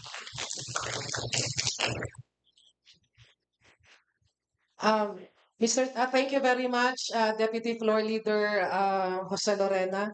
And Mr. Speaker, we move to the next speaker. Last but not the least, may we call... Before we proceed, may I ask the gentleman, the gentleman from tawi-tawi, from Sulu, to be noted that the coverage of any interpellation would not be in the speech merely alone, but what you said in Yes, this definitely. plenary. Yes, Mr. Speaker. So may I call on our next speaker, the brilliant and illustrious son of Lupasug, No other than our Deputy Speaker, Attorney Nabilta. The future gentleman from Dulawan, Datupiang, Maguindanao is recognized. Masawa.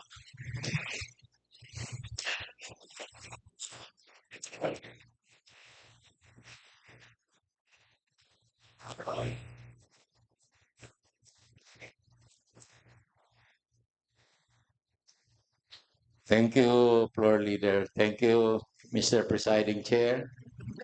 Bismillahirrahmanirrahim. Assalamualaikum warahmatullahi ta'ala wabarakatuh. My courtesies to the leader of the Bangsamoro region, the esteemed Chief Minister Ahud Balawag Ibrahim, our Honorable Speaker, Pangalian Balindong, the presiding chair, Deputy Speaker Dato Omar Crisostomo Sema,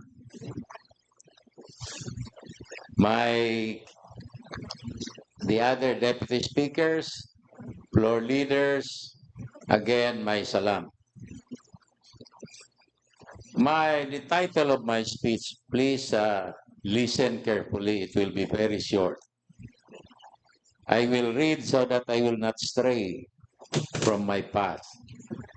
The title is Threading the Needle, Securing Justice in a Cohesive and Seamless Transition of Sulu. Assalamualaikum warahmatullahi ta'ala wabarakatuh. I'd like to take this time to voice the continuing and urgent concerns that need immediate action regarding the Supreme Court decision in the matter of the province of Sulu versus the Executive Secretary et al. Beyond politics, my primary concerns are the welfare of the Tausug people and the province planned infrastructure developments. Many are at risk of being displaced from their jobs and livelihoods. More than 8,200 permanent employees in the BARP are affected by this decision, and this number increases significantly when contractual workers are considered. Significant projects are also expected to be halted due to the immediately executory nature of the decision. In light of this, I call on my fellow members of this Parliament to join me in seeking recourse from the various branches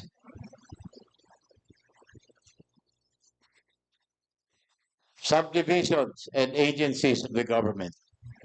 Indeed, there needs to be a coordinated and deliberate effort to remedy the gaping wounds that continue to bleed profusely. First, I urge the Supreme Court to reconsider the implications of this decision, taking into account the operative fact that Sulu has been part of BARM for years. Confusion is evident, not only within this parliament, but also across both national and local governments. Legal theories abound on the question of who is now responsible for Sulu, but the lack of clarification allows government branches, offices, agencies, and LGUs to evade accountability. To me, this invites greater instability in governance. Currently, there are calls in both houses of Congress to include Sulu in their budget, but it remains unclear if this is still possible.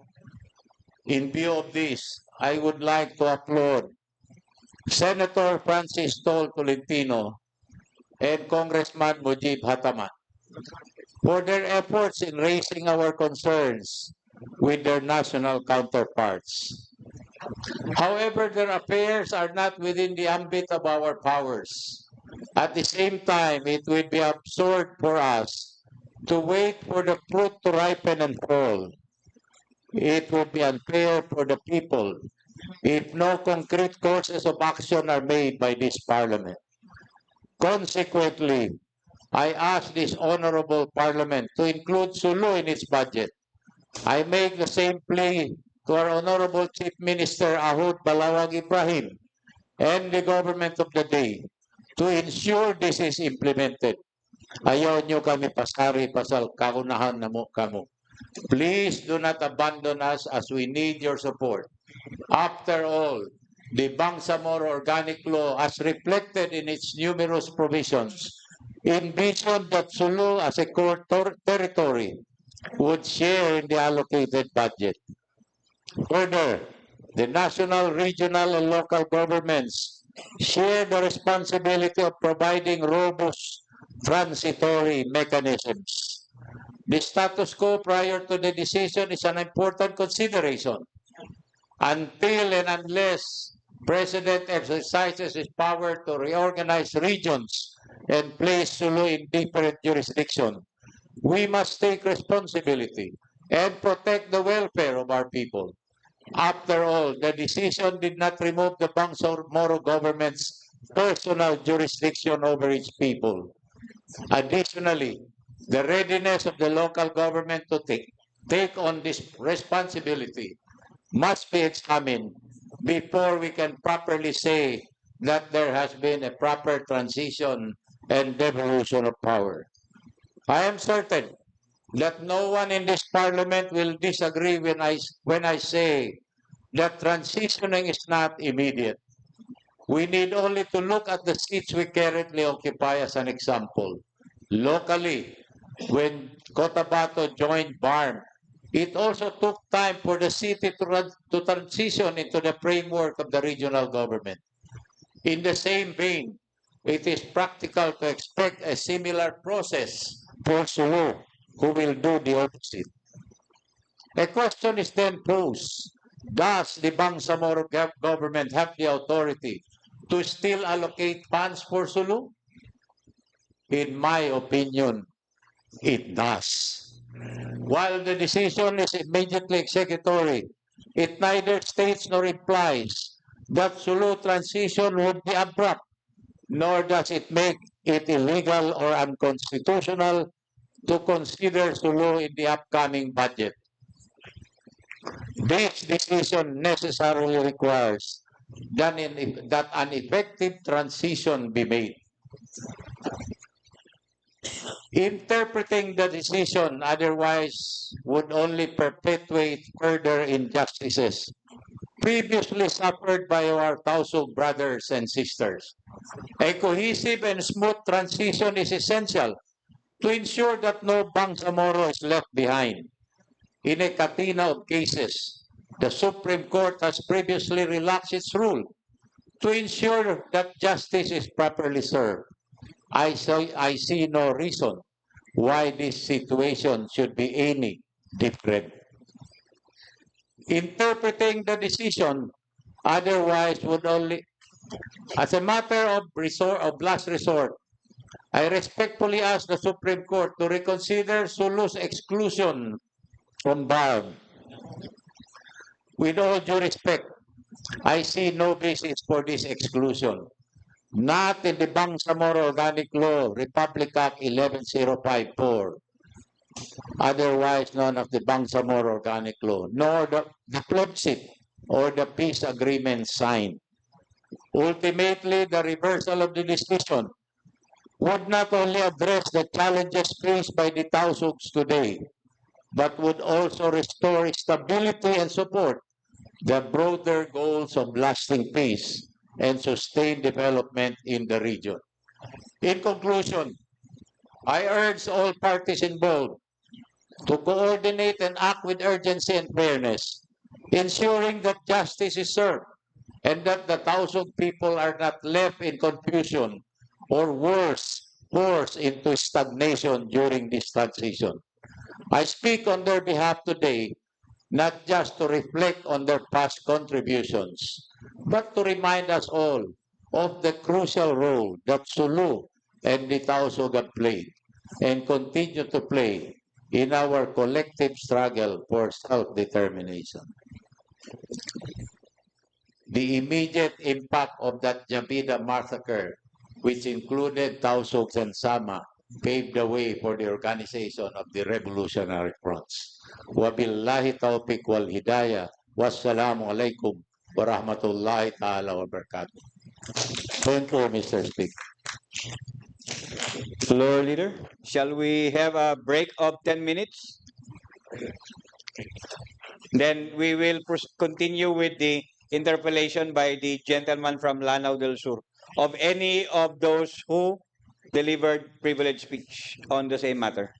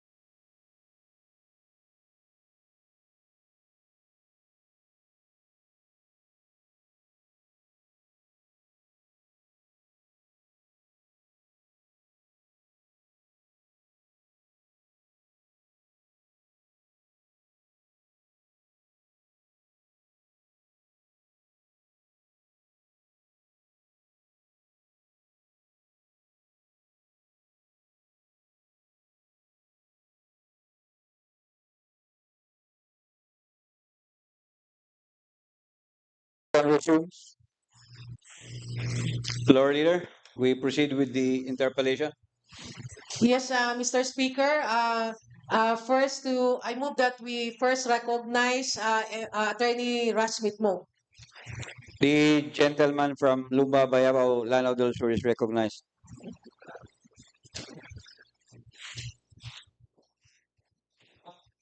Mr. Speaker, colleagues at the Parliament, our officials, magandang hapon po. Ang tanong ko po dahil ilang privilege speeches tayo on a related matter at napag-usapan po natin is isahin na lang yung interpellation. Pero bago po niyan, pabungad po sana natin. Kanina po, simula sa unang speech, naramdaman po natin yung passion, yung issues, yung sama ng loob, yung saya sa mga speeches na napakinggan natin. Subalit po, Mr. Speaker, from there, kailangan natin ng ways forward. Kaya nais ko po itanong sa mga nag-privilege speech at iklaro lang po, from here, where do we go? Narinig ko naman kanina may mga where do we go, ways to go na notes. Pero ang pinaka-immediate po kasi na impact natin as a parliament is dun sa ating government of the day kasi yung government of the day natin is our agent in government. So ang tanong po is gusto ko lang iklaro kung lahat ba ng privilege speeches sinasabi nila nais nila yung ating bago, no? Yung Bangsamoro Attorney General's Office. Kung nais pa nila magkaroon tayo ng motion for reconsideration or at least query, ano yung impact talaga ng decision. Kasi yun nga, naririnig ko sa mga privilege speeches, nalilito yung karamihan. So yun po yung aking pangunang question po, Mr. Speaker.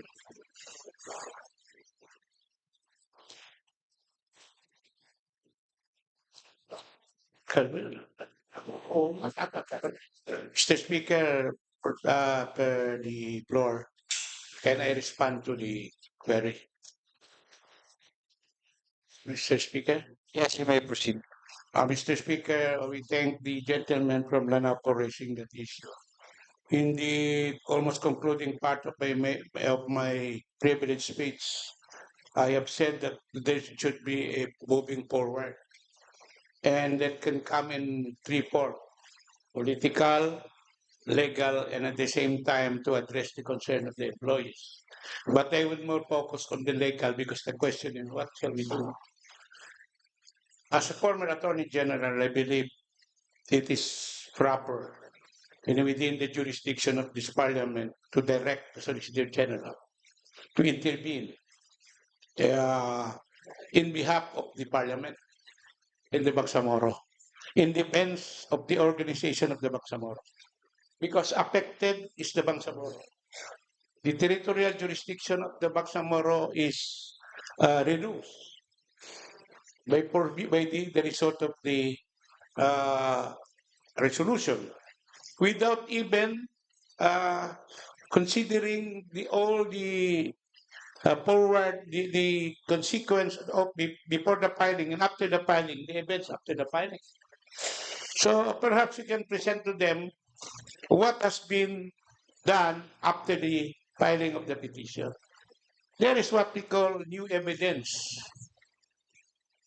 New evidence that can possibly reverse a decision.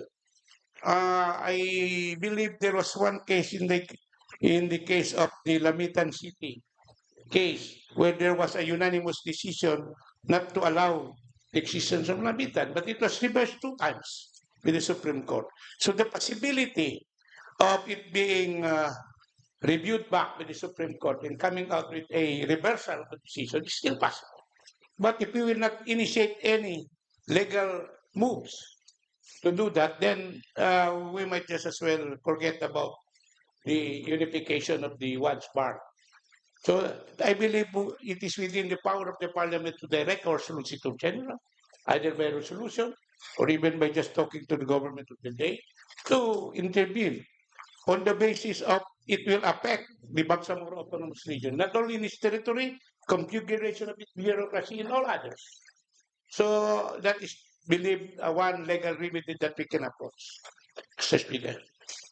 Hearing that, Mr. Speaker, I would like to move that all the privileged speeches and the current information provided right now be forwarded to the Chief Minister's office so that he can at least hear the notes of our colleagues and act on the matter so that he can at least inform the Bangsamoro Attorney General to maybe at least act on the matter. That is my motion, Mr. Speaker. We second, Mr. It's been seconded, the motion of the gentleman from Lanao del Sur is approved. Let copies of the privileged speech referring to Sulu and all the information gathered right now be transmitted to the Office of the Chief Minister for their perusal. Another motion, Mr. Speaker, because that's an immediate motion to our government of the day. There's also a request that the privileged speeches be forwarded to the President's office, Mr. Speaker. To the Office of the President. Yes, Mr. Speaker. There is also a motion. I second, Mr. Speaker, because the Solicitor General is a party because it depends on this Executive Secretary. There is also a motion coming from the gentleman from Lanao del Sur. Any second? Second. It's been seconded. The same copies be transmitted to the Office of the President, particularly the Office of the Solicitor General also. My next question, Mr. Speaker. We all heard of the news of the matter, Mr. Speaker, in the TVs, in the social media, and the notices on the Supreme Court website. With that notice, Mr. Speaker, I would like to ask our colleagues if they have information from the government of the day regarding the status, potential impact on the status in the farm. For example, it might affect the Bangsamoro Development Plan because Sulu is an integral portion of the Bangsamoro Development Plan. And the Bangsamoro Development Plan might impact the special development funds because you cannot move anything for the special development funds if it's not in the special Bangsamoro Development Funds. And also the upcoming budget, I hear that there can be potential impact on that.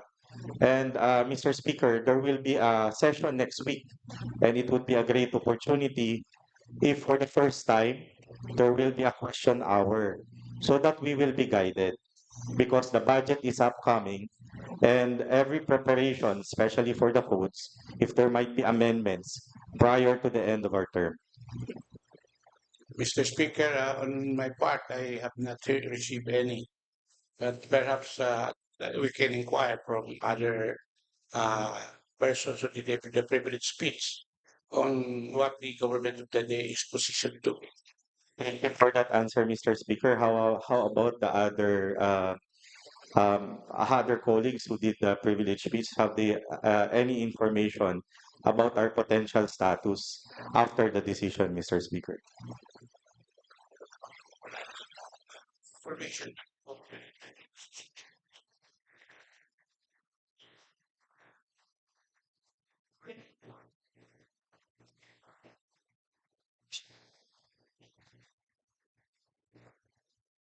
Mr. Speaker, the only reason we got is there was a committee meeting held to discuss on the budget and all these issues, but we are not privy to that.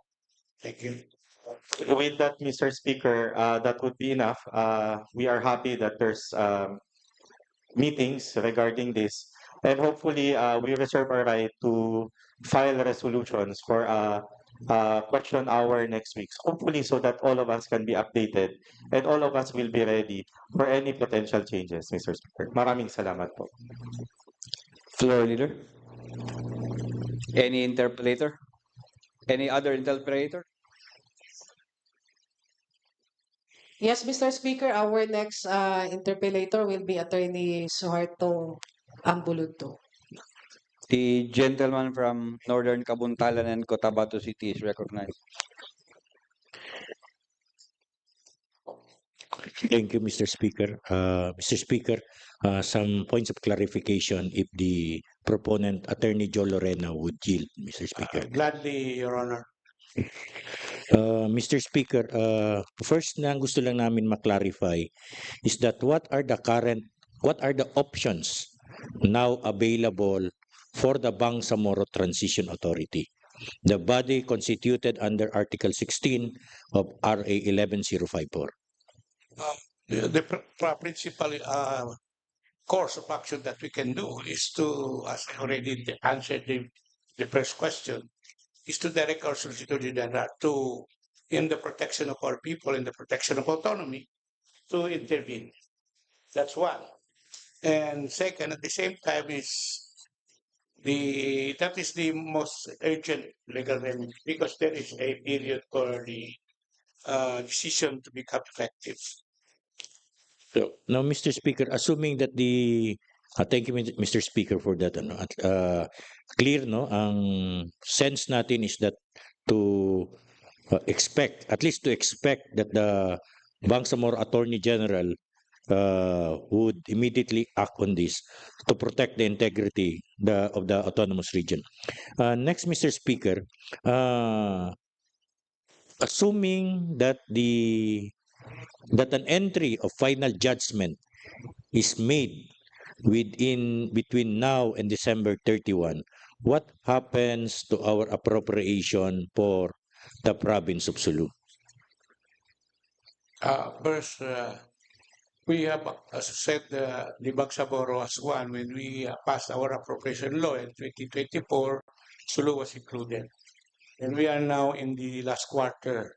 And I do believe that when there are the finality of the decision will come and it will be entered into the books and I think I would like to cross the bridge when it is final because we are still anticipating that there will be action taken not only by us as a parliament but by other intervenors because to be candid, there are groups who intervene who wants to file a motion for reconsideration. So as lawyers know, there is a motion for reconsideration, it would suspend the effect of the decision. So I will cross the bridge when we are there. Well, thank you, Mr. Speaker. As to what would be possible safety nets, if any, to ensure that the services that are due our people are delivered in the interim while these things are happening, Mr. Speaker, while uncertainty continues to cloud the situation in the province of Sulu? Well, personally, we will have to come out with a stopgap measure in order to protect our people and the employees in the province of Sulu.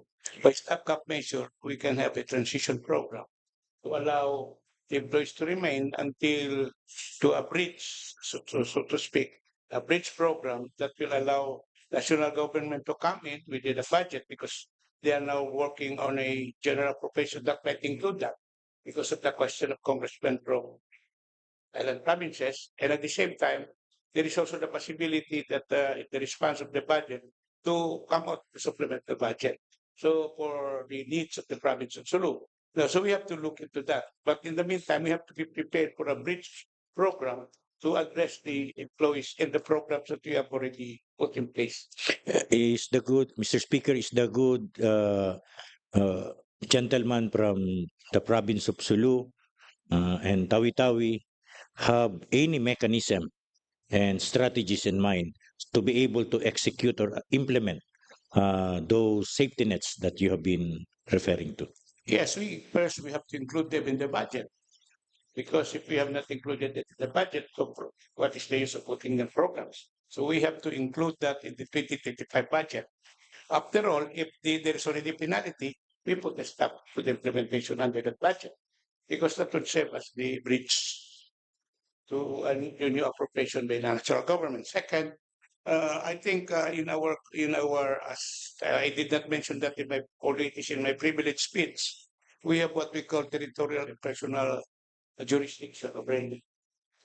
In section 2 and 2, I believe, we define Bangsamoro identity to cover the islands nowadays. Now, jurisdictionally, we have personal jurisdiction over all Bangsamoro because the organic law is for the Bangsamoro. Although territorially, we might, Sulu might be removed territorially from the jurisdiction of the BAN, but we are still duty bound to help all Bangsamoro because, as I said, this law emanates from signed agreements. And signed agreements are really the representation of all our liberal fronts. From the MLF and MILF, they always say they are the vanguards. As vanguards of tomorrow, they have to protect the Bangsamoro irrespective of their location, respective of their birth. So I would insist that under the personal jurisdiction of the Bangsamoro, we can still cover the island provinces of Sulu. Floor Leader, may I just interject? May I assist You may. the white-haired MP from Sulu Tawi-Tawi?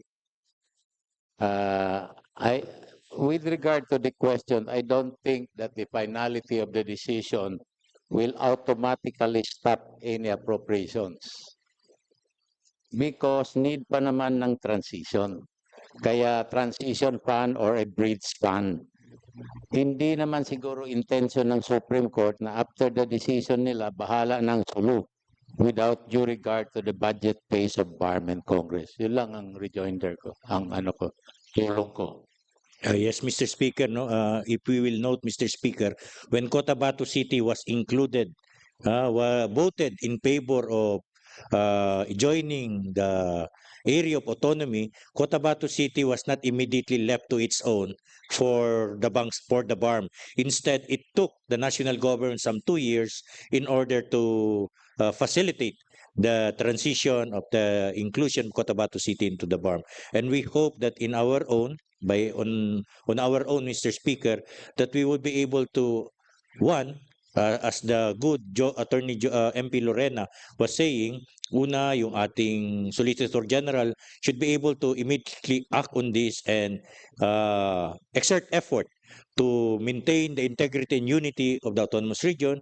And second, notwithstanding our eagerness, all of our efforts and attention on securing the integrity and unity of our region, yung mga safety nets na sinabi na po ni MP Jo Lorena, pati yung bridge fund in transition period na nabanggit ni Honorable Nabiltan, I hope that we be able to, not only in this conversation with Mr. Speaker, sana may makita na po tayong pagkilos tungo sa dalawang punto na na-raise ng ating mga kasama.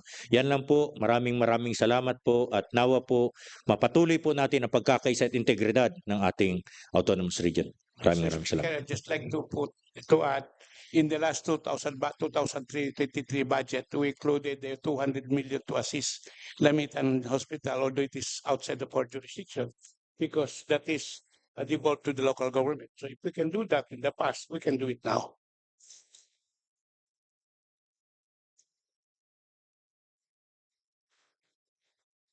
Mr. Speaker, we have two more MPs who wish to interpolate.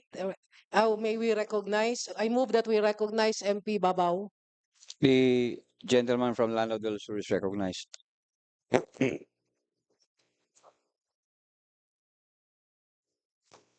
Kanina pa ako nalalaktawan. Palibasa hindi ako favorite ng floor leader eh. Well, actually, yeah, I have registered earlier. After Joe Lorena, I was scheduled to follow him. Then, ito, ewan ko lang. Sige, anyway, thank you very much. Well, ang comment ko lang ho dito, Mr. Speaker, there is a hadith said by Prophet Muhammad sallallahu alaihi wasallam. Mayroon kayong, sabi niya, mafhum, mayroon kayong paniniwala na or belief na masama sa inyo, ngunit yung pala ay mabuti sa inyo. On the other hand, mayroon kayong paniniwala na mabuti sa inyo, pero masama pala. So, related to this Supreme Court decision, to me, one is that I can congratulate the Supreme Court by coming up a decision declaring the creation of BARM as constitutional. Medyo malungkot lang sapagkat tinanggal nila yung Sulu. To me, my firm belief is that Sulu is an inseparable part and parcel of the Bangsamoro autonomous region in Muslim Mindanao. Well, to proceed with my comments, Mr. Speaker, the decision of the Supreme Court definitely has legal basis, because I don't think the Supreme Court will come up with that decision without having a basis to decide on that. The Supreme Court is the highest interpreter of law. Sila lang. Once the Supreme Court decides, it is final and executory, unless there is a motion for reconsideration filed by any group or individual. So, to me, I remember that one of the main reason of the Supreme Court is the basis is the plebiscite conducted for the purpose of creating the autonomy. And then I remember that Sulu voted no, together with Cotabato City. So, medyo sinwerte lang tayo because ang Cotabato, ang Damitan, decided in the following plebiscite to join the autonomy. So, ang comment ko lang Mr. Speaker, about what did the gentleman from Sulu had raised earlier about the funding is that, to me, my belief is that the funding can continue with legal basis. Now, what is this legal basis? Because there is what we call, in fact, this parliament was the one who created that office, the Bangsamoro Communities Outside Farm. So legally, BARM can still appropriate funds because it's already enshrined in the Public Act 11054. So walang problema doon sa funding. Ang concern ko lang is that once na ito ay matuloy, Sulu will be deprived of representation in the parliament because we have at least a reservation. I need 8 seats for Sulu. So pag nangyari yan, wala na kayong mga representative, wala na mga member of parliament that will come from Sulu. So, but for the appropriations, I don't think it can stop because there is a legal basis, as I said, to continue appropriating. Ngayon, ang status to me ng Sulu now, as a result of this Supreme Court decision, is that it reduced from a regular member of BARM to a member of the Bangsamoro Communities Outside BARM. Tuloy pa rin siya. Kaso, yung nga, nagiging communities outside BARM dahil hindi na siya regular member. So, ang kanina, I was talking with the Deputy Floor Leader Nabiltan. As Deputy Speaker, I'm sorry. Please forgive me for quoting your position. Well, actually, if you remember that in 1987, Mr. Speaker, the autonomous region in Muslim Mindanao, 4 lang yan. And then when FPR rose into power, and then naging 5. So, ngayon naging 6. Pababa ng pababa, paakyat ng paakyat ang nangyayari dyan. So, ang sa akin, Mr. Speaker, is that if we, as I have told Deputy Speaker Tabiltan, ang kailangan natin dito, to me, we should at least take into considering the crafting of a resolution urging Congress to file a bill amending Republic Act 11054. Tapos call for another round of plebiscite so that makakapasok yung gustong pumasok sa autonomy. Dahil if you remember, if I'm not mistaken, there was a provision in the peace agreement saying that 10% of the population of any province within the Bangsamoro homeland, 10% that will sign a petition can join the autonomy. Yung nga lang, it was defeated by virtue of Article 17 of the peace agreement, Mr. Speaker, saying that the implementation of this agreement shall pass constitutional processes. So if you talk of constitutional processes, it's plebiscite. You have to ask the people whether they're willing to join or not. So ngayon, ang aking position dito ay maybe we can think of filing or preparing a very strong, maybe appeal to the Supreme Court to reconsider the decision for the sake of peace and, of course, development in the Bangsamoro homeland. Thank you very much, Mr. Speaker. In fact, that was already the motion by MP Russell Bitbo to direct our government of the day to the government of the day, Solicitor General, to intervene and to ask for a motion for reconsideration. There is just one issue that I would like to comment on.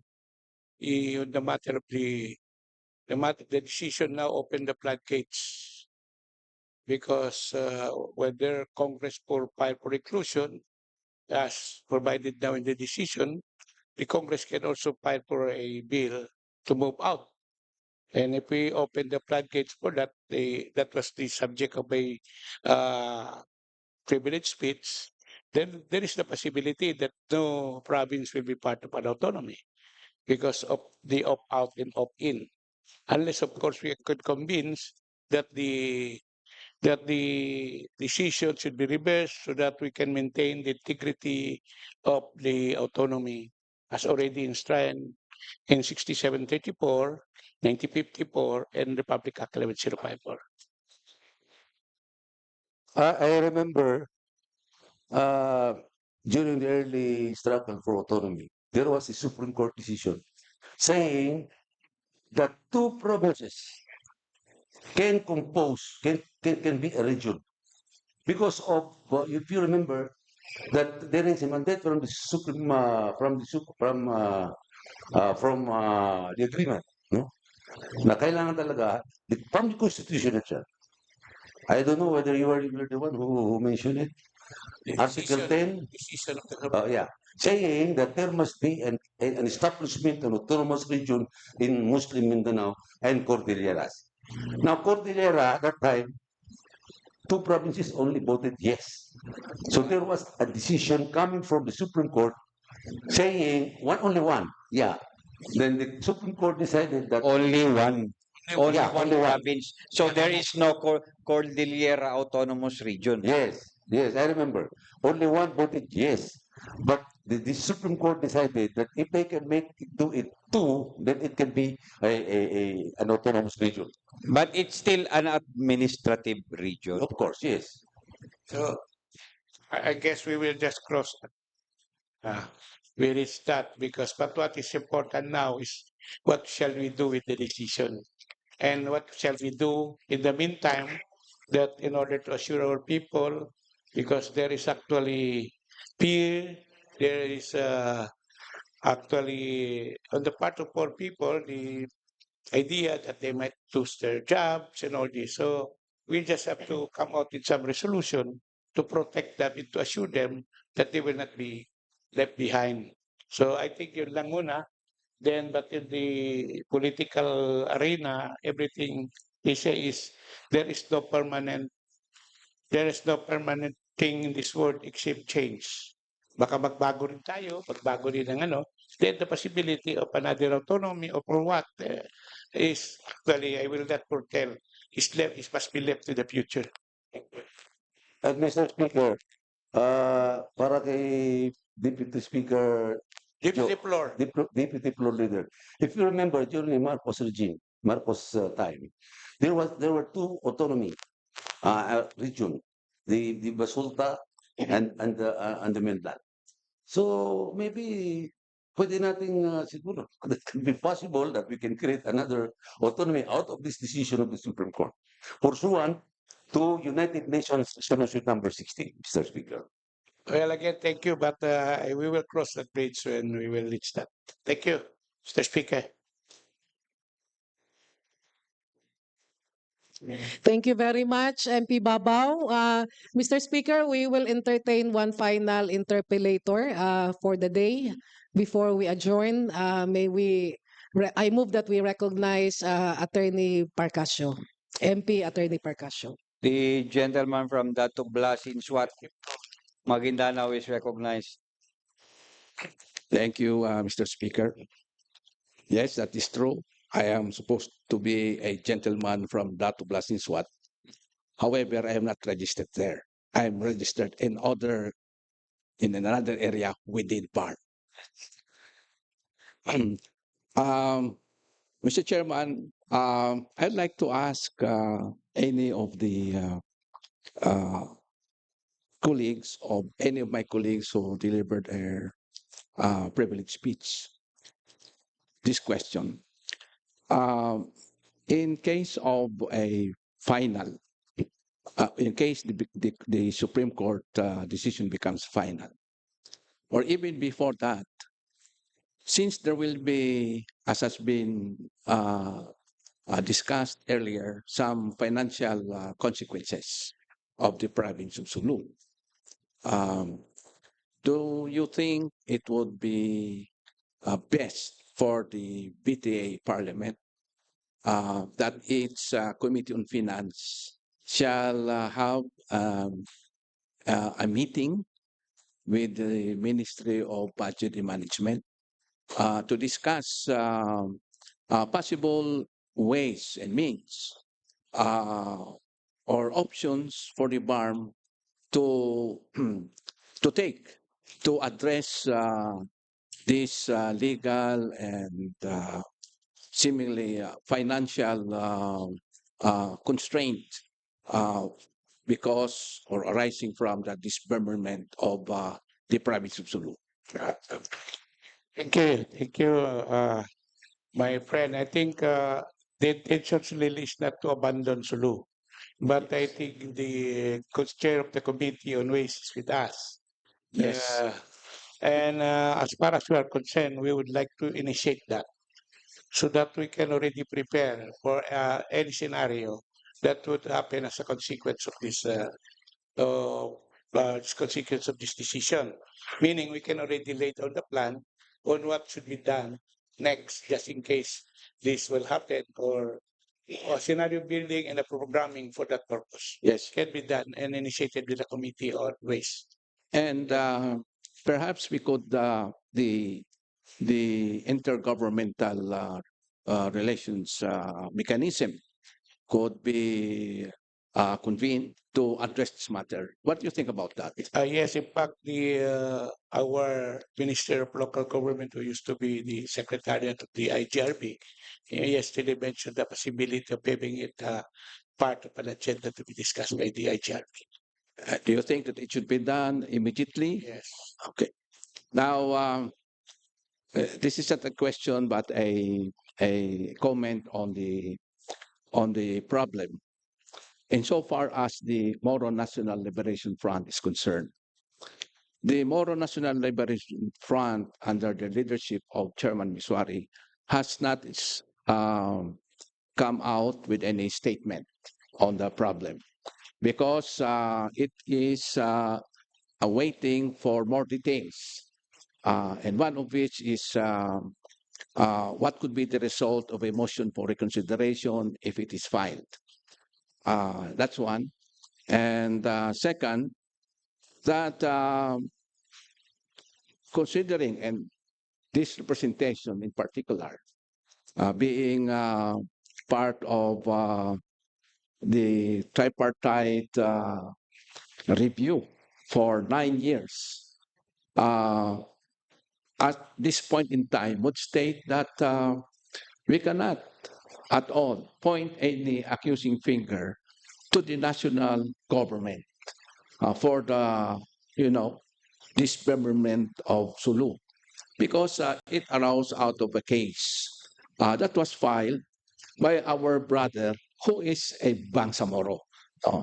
In short, it is part of or a consequence of the political intramurals within. And so, with that, what could be the possible consequence, or what is the impact of that to our aspirations for the right to self-determination? For me, and for many of us in the MNLF, it is undeniable that it is a major setback. Separating Sulu from an autonomous region that we have struggled to establish is a major setback in the peace process and in our quest for the right to self-determination. Now, the question is, how do we remedy this? For one, yes, we are waiting for a motion for reconsideration, but we are not campaigning that a motion for reconsideration will be filed. There are rumors in the grapevine that the MNLF under Chairman Rosari is urging some people to file a motion for reconsideration. Wala po.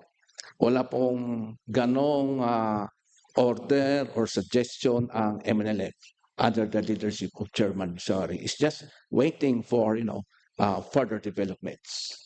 Pangalawa, of course, since this is a major setback of the peace process, this will certainly be a topic between the MNLF and the Organization of Islamic Conference as soon as possible. Thirdly, we are looking at possible remedies. A possible remedy is what was mentioned earlier by MP Babao. No? Although ours is quite different. We can approach some congressmen and some friendly senators to initiate a bill, file a bill to conduct another plebiscite in Sulu. What do you think of that? Well, it is possible, but I also have some information that some well-learned lawyers from Sulu manifested that they might refile again a bill or a resolution in Congress asking Congress to, that is also another scenario, asking Congress to recognize the sovereignty of the Sultanate of Sulu, as filed by Sultan Rabi in 1962. So these are possibilities. But I said, well, that is the political moving forward. As far as our concern, which was already raised by Rasmitlook, our primary concern now, and two, yung filing of the motion for reconsideration in order to reverse the decision, because this is the most urgent, covered by a time frame, because the procedure allows us only a little period, and addressing the concern of our employees. But the political is wide. Any bill can be filed in Congress, but that we will again either support or not, depending on what kind of bill it will be put forward in the Congress of the Philippines. Do you think it would be appropriate for the BTA Parliament to urge Congress to pursue that kind of a legislative measure? For me, as one of those who crafted the BTA, I still believe that the BTC, we have to defend first the integrity of the bar. I think there are still legal remedies Yes. that are available. Pursuing Congress intervention right now is not the proper remedy. So as far as we are concerned, we are focused on that as already moved by Pirasol, we would ask our Solicitor General to intervene in the protection of the autonomy and at the same time of the interests of the people of the autonomous region. That's the primary concern we have, and perhaps as a further consequence of the resolution, because of this dismemberment, we would protect the employees in the province, including the people in the province of Sulu.